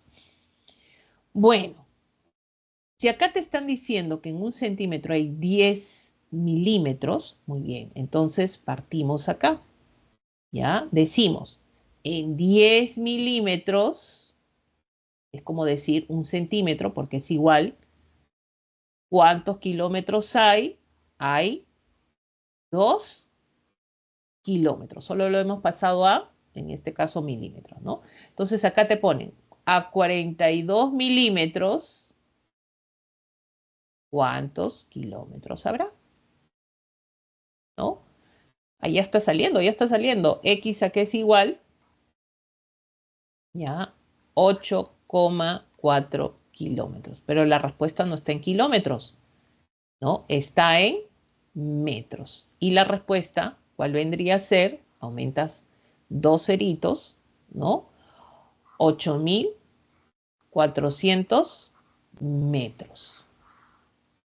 ¿Ya? Regla de tres nomás.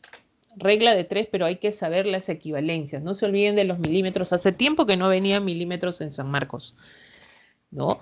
Y podemos resolver interpretando. Bueno, esta para un ejemplo de repente es un poquito que hay que interpretar, ¿ya? Pero ahí tendrían la respuesta para ustedes. Chicos, es un ejemplo.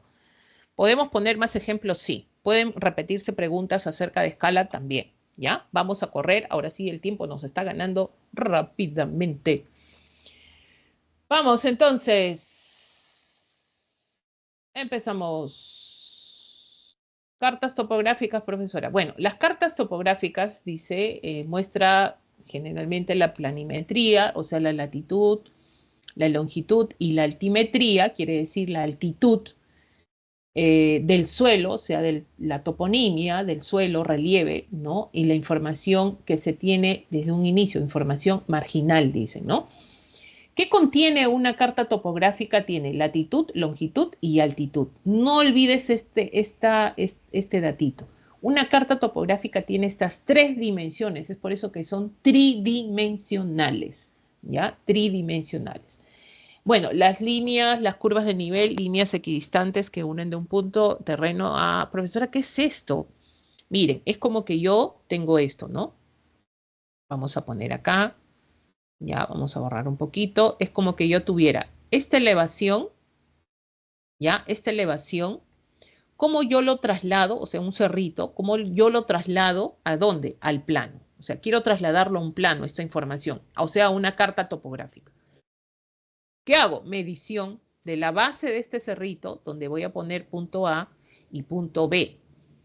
Una vez voy a ver que este punto A y punto B coinciden. Entonces, la pregunta es, ¿qué tienen en común A y B? A y B tienen la misma altitud. Y altitud está referido a metros sobre el nivel del mar. ¿Ya? Ah, profesora, de esa manera estoy trazando mis líneas isométricas, ¿no? Igual acá, ¿no? Sigo trazando, tienen que mantener una equidistancia, ¿no? La equidistancia hablan de 50 metros, algunos de 100 metros, dependiendo de los números que pongan, ¿no? Entonces comienzo a trazar a lo largo de toda esta elevación, ¿no? Pongo C, D, E, F, así, etcétera, etcétera, ¿no? ¿Qué tienen en común C y D? La misma altitud. ¿Qué tienen en común A y B? La misma altitud. Ahora, toda esta información justamente la traslado al plano. ¿Cómo lo traslado? Miren, acá está. ¿Qué cosa es esto? A y B, ¿no? ¿Qué tienen en común? La misma altitud. Entonces ya tenemos nuestra curva de nivel. Miren. Seguimos proyectando y al proyectar, miren lo que va a pasar. Seguimos guardando la equidistancia, estamos trazando acá las curvas de nivel. Y se cierran, ¿no? Se están cerrando. Ahora, la curva más pequeña que en este caso representa la parte más alta de la superficie que estoy representando. Ahora, como cada una de estas curvas tienen altitud, quiere decir que tienen un valor. Por ejemplo, este vale 500, este vale 600, este vale 700, este vale 800, este vale 900. Profesora, entonces va en ascenso, entonces quiere decir, este numerito está referido a la altitud, o sea, cada uno de estos números evidencian el valor de altitud. ¿Cómo se llaman estos numeritos? Se conoce como una cota, ¿ya? Una cota. Entonces, ¿qué dice acá? Utilizan curvas de nivel, líneas equidistantes que unen puntos del terreno con igual altitud. Entonces, si yo me encuentro acá, A, y esto es B, profesor, están en distintas curvas, claro. Mientras yo tengo el valor de 600, que es B, ¿A cuánto tiene? 700, diferente altitud. Mira, no te vaya a venir en examen, ¿ah? Algo así. Si A y B están en diferentes puntos de línea, de curva de nivel, que quiere decir que estos dos presentan diferente altitud, por ejemplo, ¿no? Porque cada uno de ellos está ubicado en una línea que referencia sobre todo la información de altitud, ¿ya? Entre línea y línea hay un espacio, este se conoce como zona. Esto es la zona dentro de una representación. Isométricas, ¿cuándo van a ser isométricas estas líneas? Cuando representan la superficie continental. ¿Cuándo son batimétricas? Cuando representan el relieve submarino. ¿Ya? Batimétricas, por ejemplo, las dorsales, las cordilleras, ¿no? En las profundidades, esto es metros bajo el nivel del mar. ¿Ya? Hay un audio que se ha prendido, por favor. Alguien ha prendido sin querer de repente su micrófono. Por favor, ¿ya? Y miren acá, ¿se dan cuenta? ¿Ya? Estas son las curvas de nivel. Esta es una carta topográfica donde vamos a encontrar sobre todo, fíjense, 4.928 quiere decir que esta es la altitud. Esto vendría a ser como se conoce como la cota, ¿ya? Como la cota. Vuelvo a recalcar, por favor, ¿alguien ha aprendido su audio? ¿Alguien ha aprendido su audio? A ver, o el tutor. A ver, a ver, a ver. ¿Alguien me puede decir el nombre de quién aprendió su audio para... Acá, ya lo encontré. Ya lo encontré. A ver. Encima no escucha. A ver, silenciar. Listo, lo silenciamos. Bueno, vamos entonces a lo que son las propiedades de las curvas de nivel. Como les dije, fíjense ustedes, esta es la cota, esta muestra la altitud, entre curva y curva está la zona, ¿no? Vamos a ver que miren, hay una propiedad dentro de las curvas de nivel, ¿no? Que estas, por ejemplo, no pueden cortarse unas con otras. Quiere decir que no puede pasar esto, ¿no? Que una curva esté muy cerca de otra, ¿no? O una zona sea tan amplia, fíjense esta zona, ¿no? Entonces, ¿qué sucede cuando las curvas se juntan? Unas con otras tienden a juntarse, entonces están representando zonas de alta pendiente. Y ahora, cuando están muy junto así, ya se está acercando a acantilados, por ejemplo, ¿no? Zona de alta pendiente, ¿no? Quiere decir que hay un precipicio por ahí, ¿no? Y cuando la zona es así, grande, grande, es una superficie de baja pendiente. ¿Ya? Quiere decir que, por ejemplo, ustedes tienen un cerrito, no sé si han visto así un cerrito, ¿no? Donde hay casi una zona plana en el cerrito, ¿no? Eso es una zona de baja pendiente. Por eso las curvas, entre curvas, se amplía y la zona tiende a ser más grande, ¿no? Entonces es una zona de baja pendiente, ¿no? Alta pendiente es cuando se junta mucho, ¿no? Acantilados rocosos, por otros lados también mencionan sobre todo su representación, ¿no? Por ejemplo, acá tienen, ¿no? Si las curvas están muy separadas, hay pendiente suave. Pendiente suave, las curvas separadas. Miren qué tan separadas están estas curvas, ¿no? Entonces, esto es pendiente suave. Cuando están muy, muy juntas, ya se están juntando acá, pendiente fuerte. Y miren cómo se representa en el gráfico también, ¿ya? Salvo en las depresiones, las curvas de nivel más cerradas tienen mayor cota que las contiguas. Mire, esto es así. Esto sube. Elevación. ¿Cómo sabes qué es elevación? Por las cotas. 10.000, 20.000, 30.000, 40.000, 50.000. O sea, es una elevación. Y miren esto, ¿no? La curva, la parte de la base 30. De 30 baja 25, 20, 15. O sea, disminuye la cota. Y lo vas a ver en la representación, ¿no? De las curvas de nivel. Entonces, cuando disminuye, la parte de la base empieza con 30 y después comienza a disminuir 25, 20, 15, 10, 5, esto es una depresión. ¿Ya? Esto es una depresión. ¿Listo? Muy bien, y por último tenemos los planos, que son representaciones de áreas pequeñas en los cuales no se toma en cuenta la esferidad de la parte, no utilizan proyección, ¿no? No necesitan proyección porque son los que utilizan escalas grandes o muy grandes, entonces tienen muchos detalles de información. Eso sí, utilizan una escala grande a muy grande, ¿no? No requieren control geodésico, ¿no? Contiene la información muy detallada. Fíjense en la información de la universidad. Tu alma mater, por ejemplo, ¿no? Va a ser próxima. Los detalles de información, las avenidas, la biblioteca, profesora, el estadio, ¿no? El centro, en este caso, la huaca de la universidad, profesora, yo veo que acá hay curvas. Sí, un plano puede tener curvas de nivel. Eso sería planos, en este caso, topográficos. También existen planos topográficos, sí, porque hay planos que contienen curvas de nivel. Por ejemplo, planos de las zonas de La Molina, por ejemplo. La Molina está ubicada en una zona donde hay elevaciones, ¿no? Cerritos, comúnmente conocidos. Entonces, ahí se elaboran también planos topográficos, ¿no? Por la presencia de curvas de nivel, ¿ya?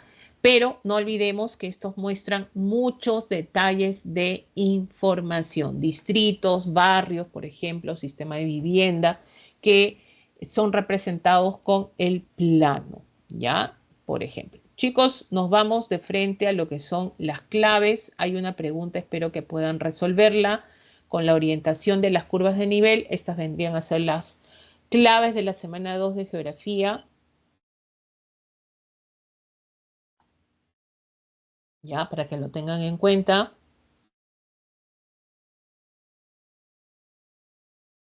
Y nos vamos, ahora sí, ya, nos vamos, no sé si hay algo que quieren, alguna pregunta para pasar a geografía. Vamos a pasar rapidito por la cuestión de tiempo también. Ya, a veces nos pasa el tiempo y no podemos tocar algunos temas. La idea es tocar todos los temas, ¿ya? A ver, vamos.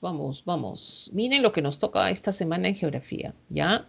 Ok, Roberta, muchas gracias por tu respuesta sobre todo. Vamos a las garantías constitucionales, que es un tema que siempre viene en examen, en la pre, en todos lados viene, ¿no? Y las garantías constitucionales, profesora, como yo sé, profesora, mire, la única forma que tú aprendas esto y tú sepas distinguir cuándo es un habeas corpus, una acción de amparo, habeas data, cumplimiento, acción de constitucionalidad, ya te he recomendado que hay que saber y manejar términos, técnicas en razonamiento verbal.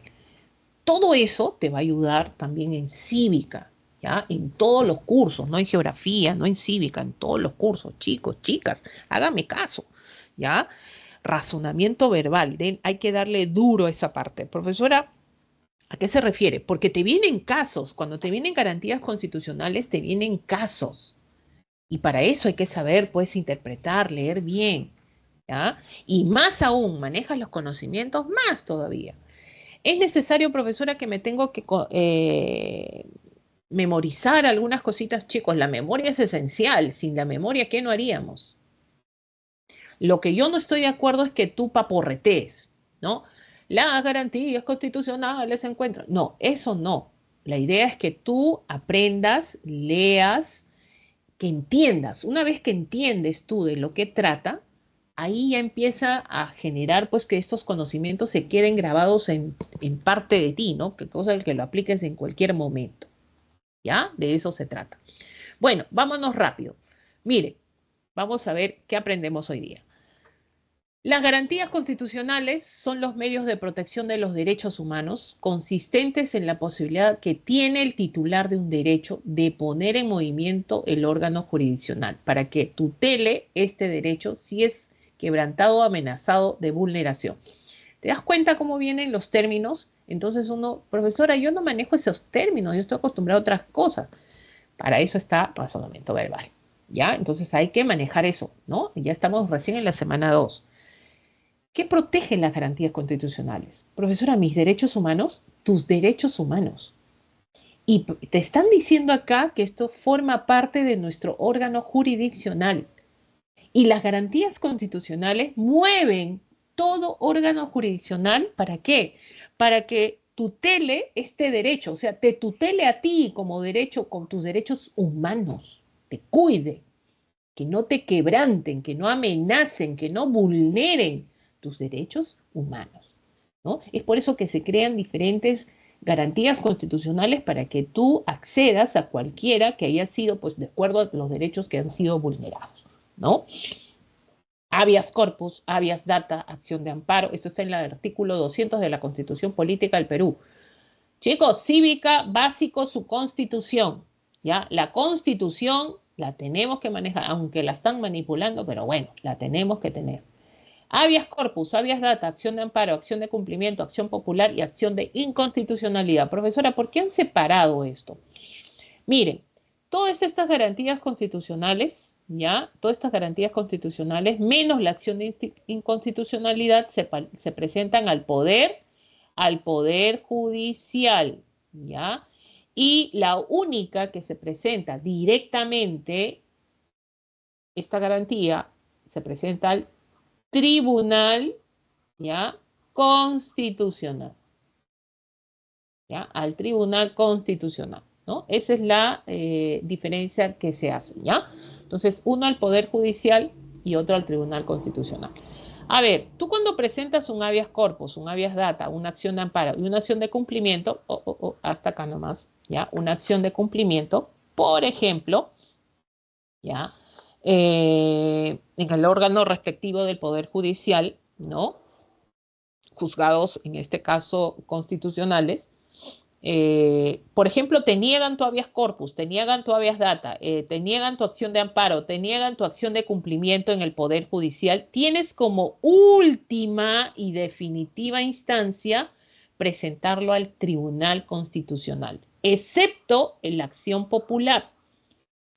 ¿Ya? Todos ellos, si te han negado en el Poder Judicial, así como lo hizo Keiko, ¿no? Claro, le negaron en el Poder Judicial su habeas corpus, pero tuvo como última y definitiva instancia, lo presenta al Tribunal Constitucional. Si el Tribunal Constitucional te dice tu habeas corpus va, te tiene que aplicar, ¿ya? Entonces puedes hacer eso de las garantías. Profesora, menos la acción popular, así es. La acción popular inicia, ¿no? En la Corte Superior. O sea, tú presentas tu acción popular en la Corte Superior. Te niegan tu acción popular, de repente va a la Corte Suprema, ¿ya? A la Corte Suprema, que es la máxima instancia de justicia. Profesora, me negaron en la Corte Suprema, ya, ahí queda. Profesora, me voy al tribunal. No, la acción popular solo queda en el Poder Judicial, nada más, ¿ya? Entonces, a tener en cuenta estas cositas. Muy bien, entonces ahora vamos con las garantías. Nos vamos con las garantías. El habeas corpus. Profesora, ¿cuándo presenta un habeas corpus? Procede un hecho o omisión por parte de cualquier autoridad, funcionario o persona que vulnera o amenaza la libertad individual o los derechos constitucionales conexos. Profesora, ¿yo cómo voy a definir, yo no sé esto de habeas corpus, a mí me genera problemas? Todo lo que tenga que ver con vulneración y amenaza de la libertad individual. O sea, individual, ¿qué significa? El grupo, las personas. No, tú como ser humano, tú como persona, ¿ya? Y relacionado con los derechos constitucionales conexos también. En su boletín, no sé si ustedes han visto, no sé si han revisado, donde dice anexos, ¿ya? En su boletín hay unos anexos donde dice los derechos que protege un habeas corpus. Recomiendo darle una leída, ¿ya? Porque de todos esos ejemplos, sí o sí, te viene una pregunta. O sea, te ponen un ejemplo para habeas corpus y tú sepas responder, ¿no? Por ejemplo, la integridad de las personas, a no ser sometido a tortura, el derecho a no ser exiliado, a no ser desterrado, ¿no? El derecho a no ser detenido, premio mandato escrito, motivado por el juez, autoridades, derecho a decidir voluntariamente a prestar servicio militar conforme a la ley de la materia. Mire, ¿cuántos en este caso puntos se toma en cuenta? Ese anexo te han puesto como para que tengas a destacar un ejemplo en el caso de habeas corpus. Pero hay que entender algo, ¿ya? El habeas corpus es cuando se vulnera o amenaza la libertad individual de las personas, ¿no? ¿Dónde se interpone al juez constitucional? Donde se produjo el hecho de vulneración de tu derecho, ¿no? ¿En qué jurisdicción? ¿Ya? No vas a estar pues en Lima y lo quieres presentar en Cusco, no. Tiene que ser en el lugar donde se generó la vulneración del derecho. La demanda puede ser presentada por la persona perjudicada o por cualquier otra a su favor. también puede ser interpuesta por la Defensoría del Pueblo. O sea, la Defensoría del Pueblo también puede interponer, profesora, mi habeas corpus, profesora. Sí, tú mismo. Oye, eso nos deberían enseñar y todo sanmarquino que se respeta debería aprender qué cosa es un habeas corpus, porque incluso lo puedes hacer en vía oral, presentar, ¿no? Ante el juez, esto sí, ¿no? No necesitas pues que alguien lo haga por ti, ¿no? Tú mismo lo puedes hacer.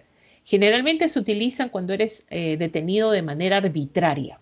No puedes estar más de 48 horas. Si es que ha pasado las 48 horas y no hay una demanda así judicial por parte del Ministerio Público, muy bien, entonces inmediata presentas tu habeas corpus, ¿no? Y rapidito, en 2 horas ya estás libre. ¿Ya? Entonces uno debe conocer esto, ¿no? Por eso es importante. Miren, 48 horas, profesora, yo como sé que han pasado 48 horas, a veces me quitan mi celular. Ah, bueno, por eso hay que saberlo. Primero, cuando eso pasa, hay que ver la hora, ¿no? La hora. Puede ser interpuesta mediante un escrito o medios electrónicos, de esta manera, o verbal, un acta, la presencia al juez o secretario. Entre los derechos protegidos se encuentra al no ser detenido, salvo en mandato judicial, ni por autoridades policiales, salvo flagrante delito, al no ser privado del DNI. Profesora, ¿no me pueden quitar? No. Al no ser exiliado, sino por sentencia firme, al no ser obligado a declarar su culpabilidad contra sí mismo. Lo que pasa es que el habeas corpus es una garantía que se utiliza así, terriblemente, ¿no? Por ejemplo, a ti te detienen y te dicen, te golpean, te transgreden y te dicen, ah, di que eres culpable, y tú por tanta presión dices, ya, pues soy culpable. Entonces, esa declaración no tiene validez, ¿ya? No tiene validez porque ha sido obligado. Ese obligar significa que ha sido vulnerado un derecho, ¿no? A tu libertad de decir si eres en este caso, culpable o no. O sea, ha vulnerado algo. Y no solamente te han transgredido, te han, en este caso, intimidado. ¿No? Ahí se presenta un habeas corpus, ¿ya? La protección a la familia frente a actos violentos, también todo esto, ¿no? Por ejemplo, tú has sido detenido y vas a ser llevado, estás en investigación, ¿ah? Y has sido llevado a una carceleta o de repente a un penal, ¿no? Y de pronto en el penal todos te acosan y te golpean, están ahí todos los días, entonces está peligrando tu integridad. Entonces ahí tu abogado presenta un habeas corpus y puedes llevar tu proceso judicial libre. Ojo, que esta garantía es utilizado así, ¿eh? Libre, ¿no? Por ejemplo. O sea, no pueden vulnerar en ningún momento tu integridad, ¿no? La Corte de Lima, habeas corpus, también se puede presentar por vía verbal, ¿no? Eso es un derecho que ha sido adquirido también, ¿no? Es una garantía muy utilizada hoy en día. La acción de habeas data. Habeas data procede contra el hecho o omisión por parte de cualquier autoridad, funcionario, persona que vulnera o amenaza los derechos que se refieren en el artículo 2, inciso 5 y 6 de la Constitución. Profesora, esto está en la Constitución Política, así es, ¿ya? Se presenta ante el juez constitucional del lugar, o sea, donde se ha vulnerado tu derecho, ¿ya? El dato tiene su domicilio principal, en este caso el afectado, él tiene que tener, ¿no? Dónde se va a presentar esta garantía. Esta demanda solo puede ser ejercida por el afectado, ¿no? Sus tutores o curadores, nada más directamente por él, por sus herederos o por medio de un abogado, ¿ya? Ahora, ¿cuándo se presenta un habeas data, no? Inciso 5. Al solicitar la información que requiera y al recibirla de cualquier entidad pública. Ojo, entidad pública, ¿ya? Se exceptúan las informaciones que afecten la intimidad personal y las que expresamente excluyan por ley o por razones de seguridad nacional. Por ejemplo, yo estoy investigando una enfermedad letal en el Perú. Quiero saber bueno, estoy investigando de repente a través del Instituto, en este caso de Salud, Nacional de Salud, estoy investigando lo que es la propagación del COVID. Quiero saber cuántas autoridades han tenido COVID en el Perú, ¿no? O sea, en general, ¿no? Estoy buscando una información específica o la población en general, quiero saber cuántos contagiados, etcétera. Entonces, yo recurro a, por ejemplo, al INEI, al instituto, y estas son entidades del Estado. Ojo, esto va contra entidades del Estado. O sea, yo no estoy pidiendo que me den la información de Pepito Juancito. Yo estoy pidiendo una información general para una investigación a una entidad pública, ¿ya? Y la entidad pública me dice, bueno, tienes que tramitar un proceso, pide la solicitud, yo he cumplido con todo y hasta ahora ha pasado 2 meses y no me dan la información. Entonces, tengo derechos a la información de las entidades públicas y no me están dando ese derecho, o sea, no me están dando esa información. ¿Por qué esconden? ¿Qué pasó? ¿O no lo tienen? ¿No? Entonces, para que esto sea más rápido y no me están brindando la información, ¿qué presento? Un habeas data. ¿Ya? Presento un habeas data. Ahora, profesora, yo quiero ir en este caso pues ¿no? al Ministerio de Defensa, también quiero saber cuántos tanques, cuántos misiles tenemos en el Perú. No, pues, eso no te van a dar. Profesor, he presentado mi habeas data. No, porque está en contra de la seguridad nacional. Entonces, todo que vaya en contra de la ley, la seguridad nacional, la intimidad de las personas, que tú quieras recabar información de una entidad pública, no procede. Pero cuando es algo general para todos, procede. ¿Ya? Por ejemplo, San Marcos, terminaste tus estudios en San Marcos y San Marcos no te da pues tu información, tus legados ahí, quieres obtener tu certificación, certificado de estudios, ¿no? Para obtener el bachiller, etcétera, y no te dan. Habeas data, porque es información que solo te compete a ti, ¿ya? Y que estás transgrediendo algo que puede vulnerar algo que tú quieras hacer más adelante, pues. Entonces, habeas data, presenten el habeas data. Así de simple. San Marcos es una entidad pública, claro, pues educativa del Estado, ¿no? Ahora, los servicios informáticos computarizados y no públicos o privados que no suministren informaciones que afecten la intimidad personal y familiar. Miren, servicios informáticos y no computarizados o no públicos o privados. Acá intervienen públicos y privados. Por ejemplo, todas entidades que tienen pues nuestra información, sistema de información, que manejen nuestra información, que no suministren información que afecte en la intimidad personal y familiar, ¿no? Por ejemplo, los sistemas bancarios, ¿no? Los sistemas bancarios. Te dice a ti, y tú no debes ni a tu mamá, te dice a ti un banco, te dice que tú eres deudor, que le debes algo al banco, ¿no? Y te ha puesto en Infocor todavía. Entonces, esa información te está afectando a ti. O sea, esa información que han volcado esta institución privada te está afectando. Entonces ahí presenta un habeas data para que rectifiquen esa información y tú digas, pues yo no debo a nadie, ¿por qué me estás cobrando algo que yo no tengo? ¿No? Así, cualquier entidad pública o privada que emita una información que tú no has, que no concuerda contigo, que es falsa esa información, entonces puedes presentar un habeas data. ¿Ya? Ojo que esto no, habeas data, tú no puedes presentar, profesora, la conductora esta de espectáculos ha presentado mi vida, profesora. Cuando es en medios de comunicación abierta, en el caso de la televisión, no es habeas data. Ahí, profesora, está transgrediendo mi intimidad familiar, personal. Sí, está bien. Ahí se presenta, por ejemplo, se hace llegar un documento como una advertencia, ya, en este caso, para que rectifique lo que está hablando. Si no, va al proceso judicial. Eso ya es distinto. ¿Ya? Va a un proceso judicial. Por eso la demandan por todos lados, ¿no? Habeas data solamente es cuando son eh, está referido a servicios informáticos, computarizados, públicos y privados. ¿Ya? La acción de amparo procede contra hecho o omisión por parte de cualquier autoridad, funcionario o persona que vulnera o amenaza a los demás. Mire, ¿qué reconoce un habeas corpus?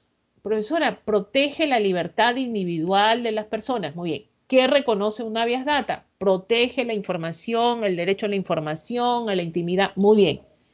Lo que no protege un habeas corpus ni un habeas data, lo protege una acción de amparo. O sea, todos los derechos que faltan por ser reconocidos, derecho al medio ambiente sano, derecho al trabajo, derecho a la huelga, derecho a la sindicalización, derecho a la herencia, derecho a la propiedad, todos esos derechos que faltan, lo protege una acción de amparo, ¿no? Esto se interpone ante el juez constitucional, ¿no? Donde se ha producido la infracción, no procede contra la ley, pues no vas a presentar una acción de amparo, ¿no?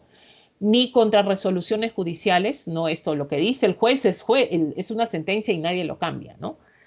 puede ser interpuesta por el propio afectado, por su representante, Defensoría del Pueblo también en este caso puede interponer una acción de amparo. Y la garantía busca la protección tales a derechos a la igualdad, no ser discriminado, a la libertad de conciencia, de opinión, de expresión, de información, de trabajo, de propiedad, de herencia. Chicos, en la acción, también en el anexo, hay un listado de los derechos que protege la acción de amparo. Una leidita, ¿ya?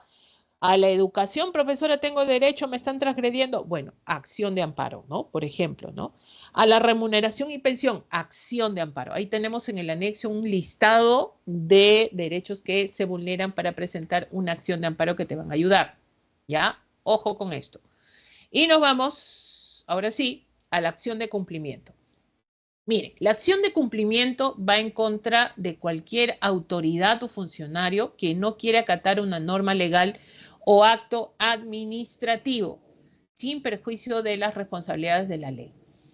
Por ejemplo, a mí, profesora, me sacaron de manera arbitraria de mi trabajo, ¿ya? Y bueno, yo me tuve que ir al ministerio, profesora, me fui a la defensoría, profesora, hasta el tribunal, profesora, me fui al palacio, al Poder Judicial, profesora, y mi sentencia salió a favor mía, ¿no? Me tienen que reponer. O sea, hay un documento que dicen que a ti te tienen que reponer.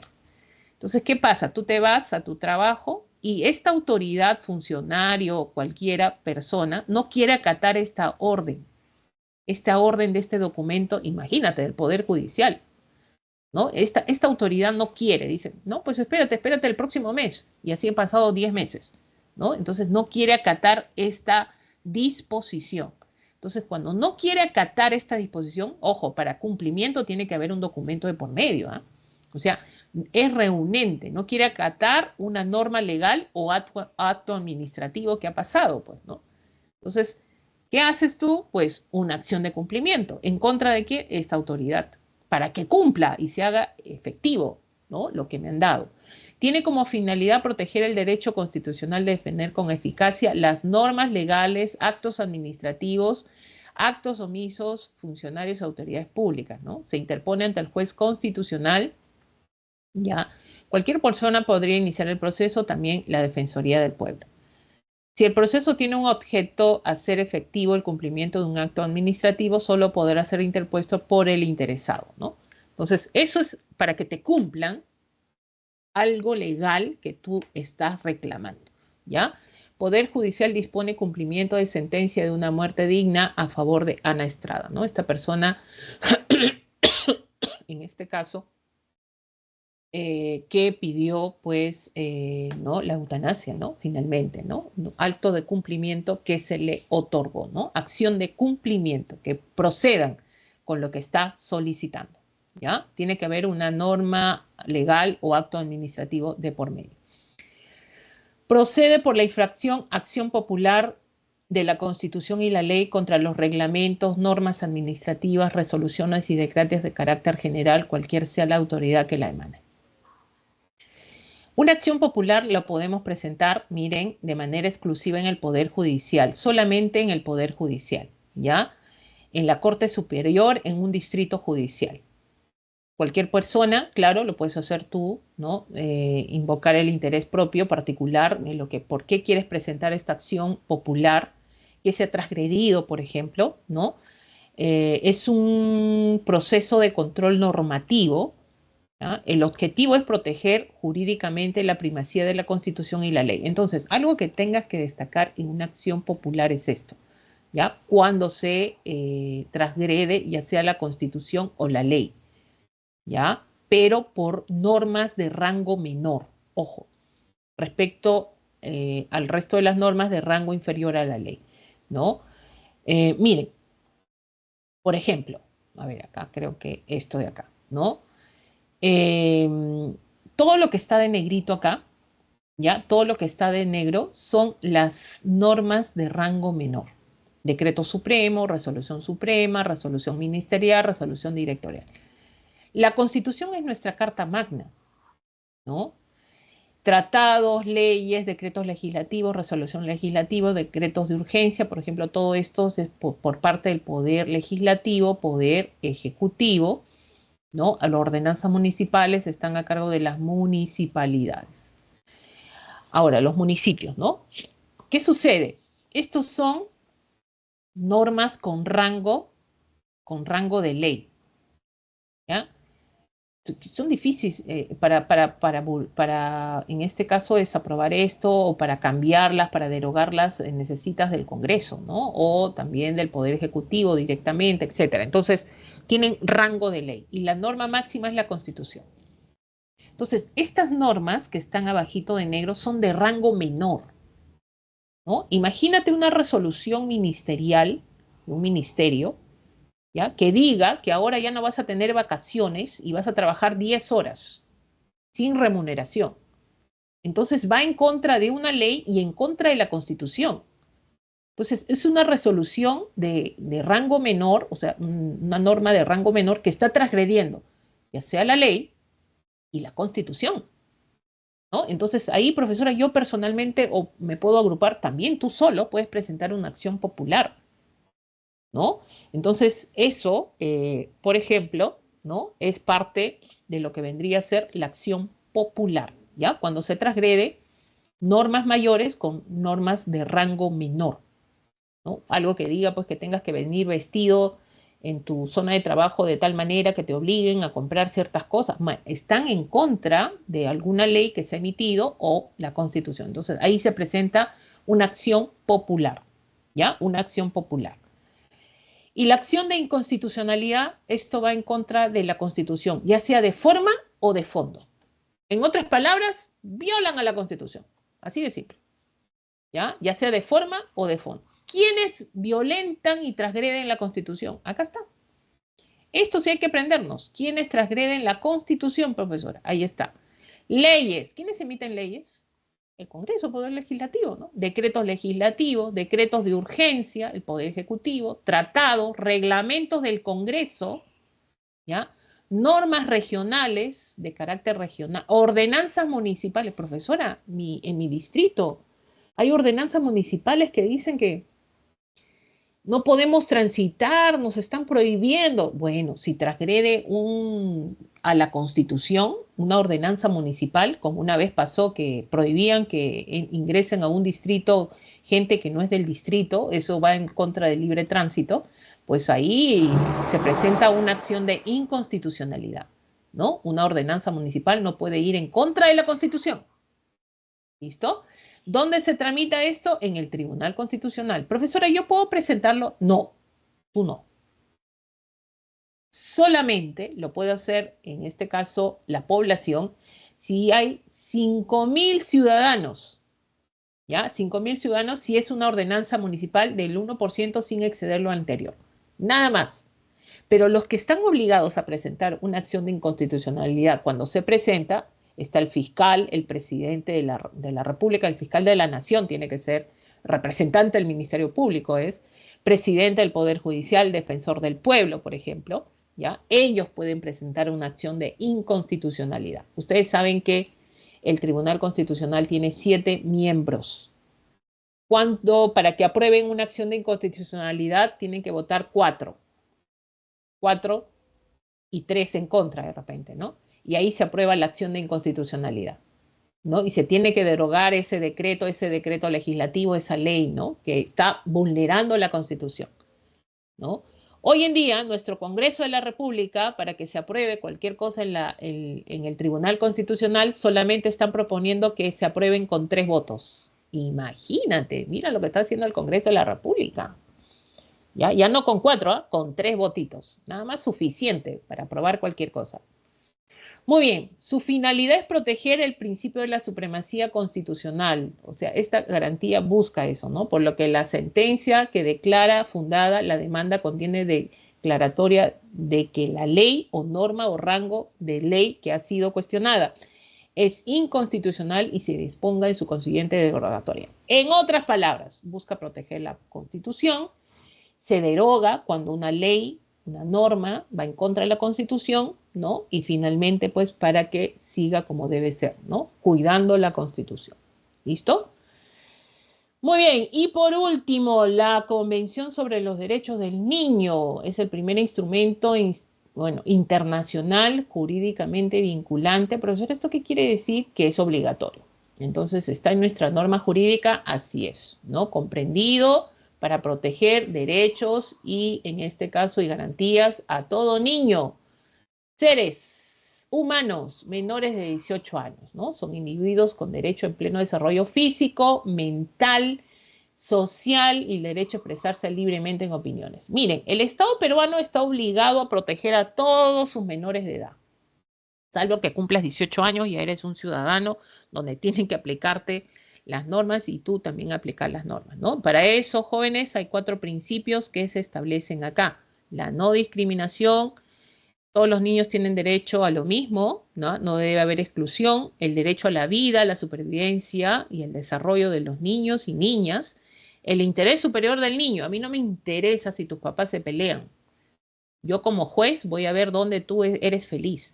¿Ya? Acá no interesa a los demás, acá interesa el interés superior del niño. En todo momento se ve por el niño. ¿Ya? No debe afectar en nada, ni siquiera va esto en contra de sus propios padres incluso, ¿no? Y la participación infantil, los menores de edad tienen derecho a ser consultados sobre sus situaciones que afecten y a que sus opiniones sean tomadas en cuenta. Por eso que se le escucha a los niños también qué es lo que ellos desean, ¿ya? Bueno, sabemos que existen menores de edad que cometen delitos. Ojo, chicos, los niños adolescentes que no tengan 18 años no cometen delitos. Lo único que cometen son faltas. Es por eso que tú no vas al penal, tú vas a la correccional. Maranguita, Hermelinda Carrera, ahí te vas, ¿ya?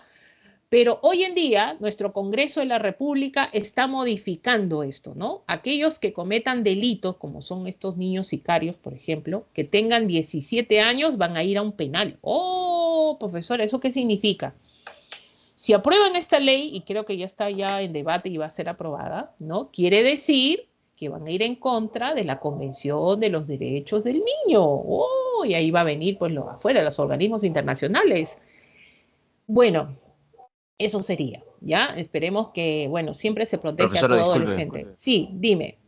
Entonces, los que tienen 17 años pasarían a ser mayores de edad o no?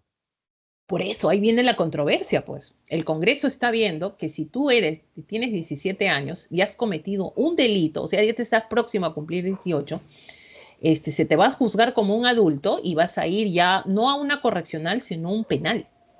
Esto es lo que está modificando hoy en día, sobre todo, pues, el Congreso. Ahora, ¿quién se le va a venir encima? ¿Quién se le va a venir encima? La Convención. De todas maneras va a haber acá un debate, va a haber una... Ahora, si lo aprueban, esto va a ser como un ápice en el cual van a tener en cuenta, ¿no? Ah, mira, se protege a los niños, pero si estos niños se portan mal, esta es su sanción. Pero ¿de qué manera se los va a tratar como adultos? La idea es que no sean tratados como adultos, sean tratados como niños adolescentes, ¿no? Es lo que se ha determinado. A estar atentos, esto se va a aplicar ahorita, ¿no? Ya lo están aprobando ya en el Congreso, ¿no? Y también viene el servicio militar obligatorio para ustedes. Me pasé, me pasé. Perdonen, chicos, acá están las claves de la Semana de Educación Cívica, ¿ya? Cuídense, estudien, hagan ejercicio, sean buenos, proyéctense ya en San Marcos, pongan su mapa del Perú, su mapa del mundo en su cuarto, vean todos los días eso. Si vienen preguntas referidas a esto, puedan resolverlas. Todo sirve, todo vale a cumplir sus objetivos. Muy buenos días con ustedes. Nos vemos la próxima semana, chicos, chicas. ¿Ya? Acá tienen las claves, nos estamos viendo. Cuídense hasta la el próximo miércoles. ¿Ya? Nos vemos. Nos vemos, cuídense. Chau, chau.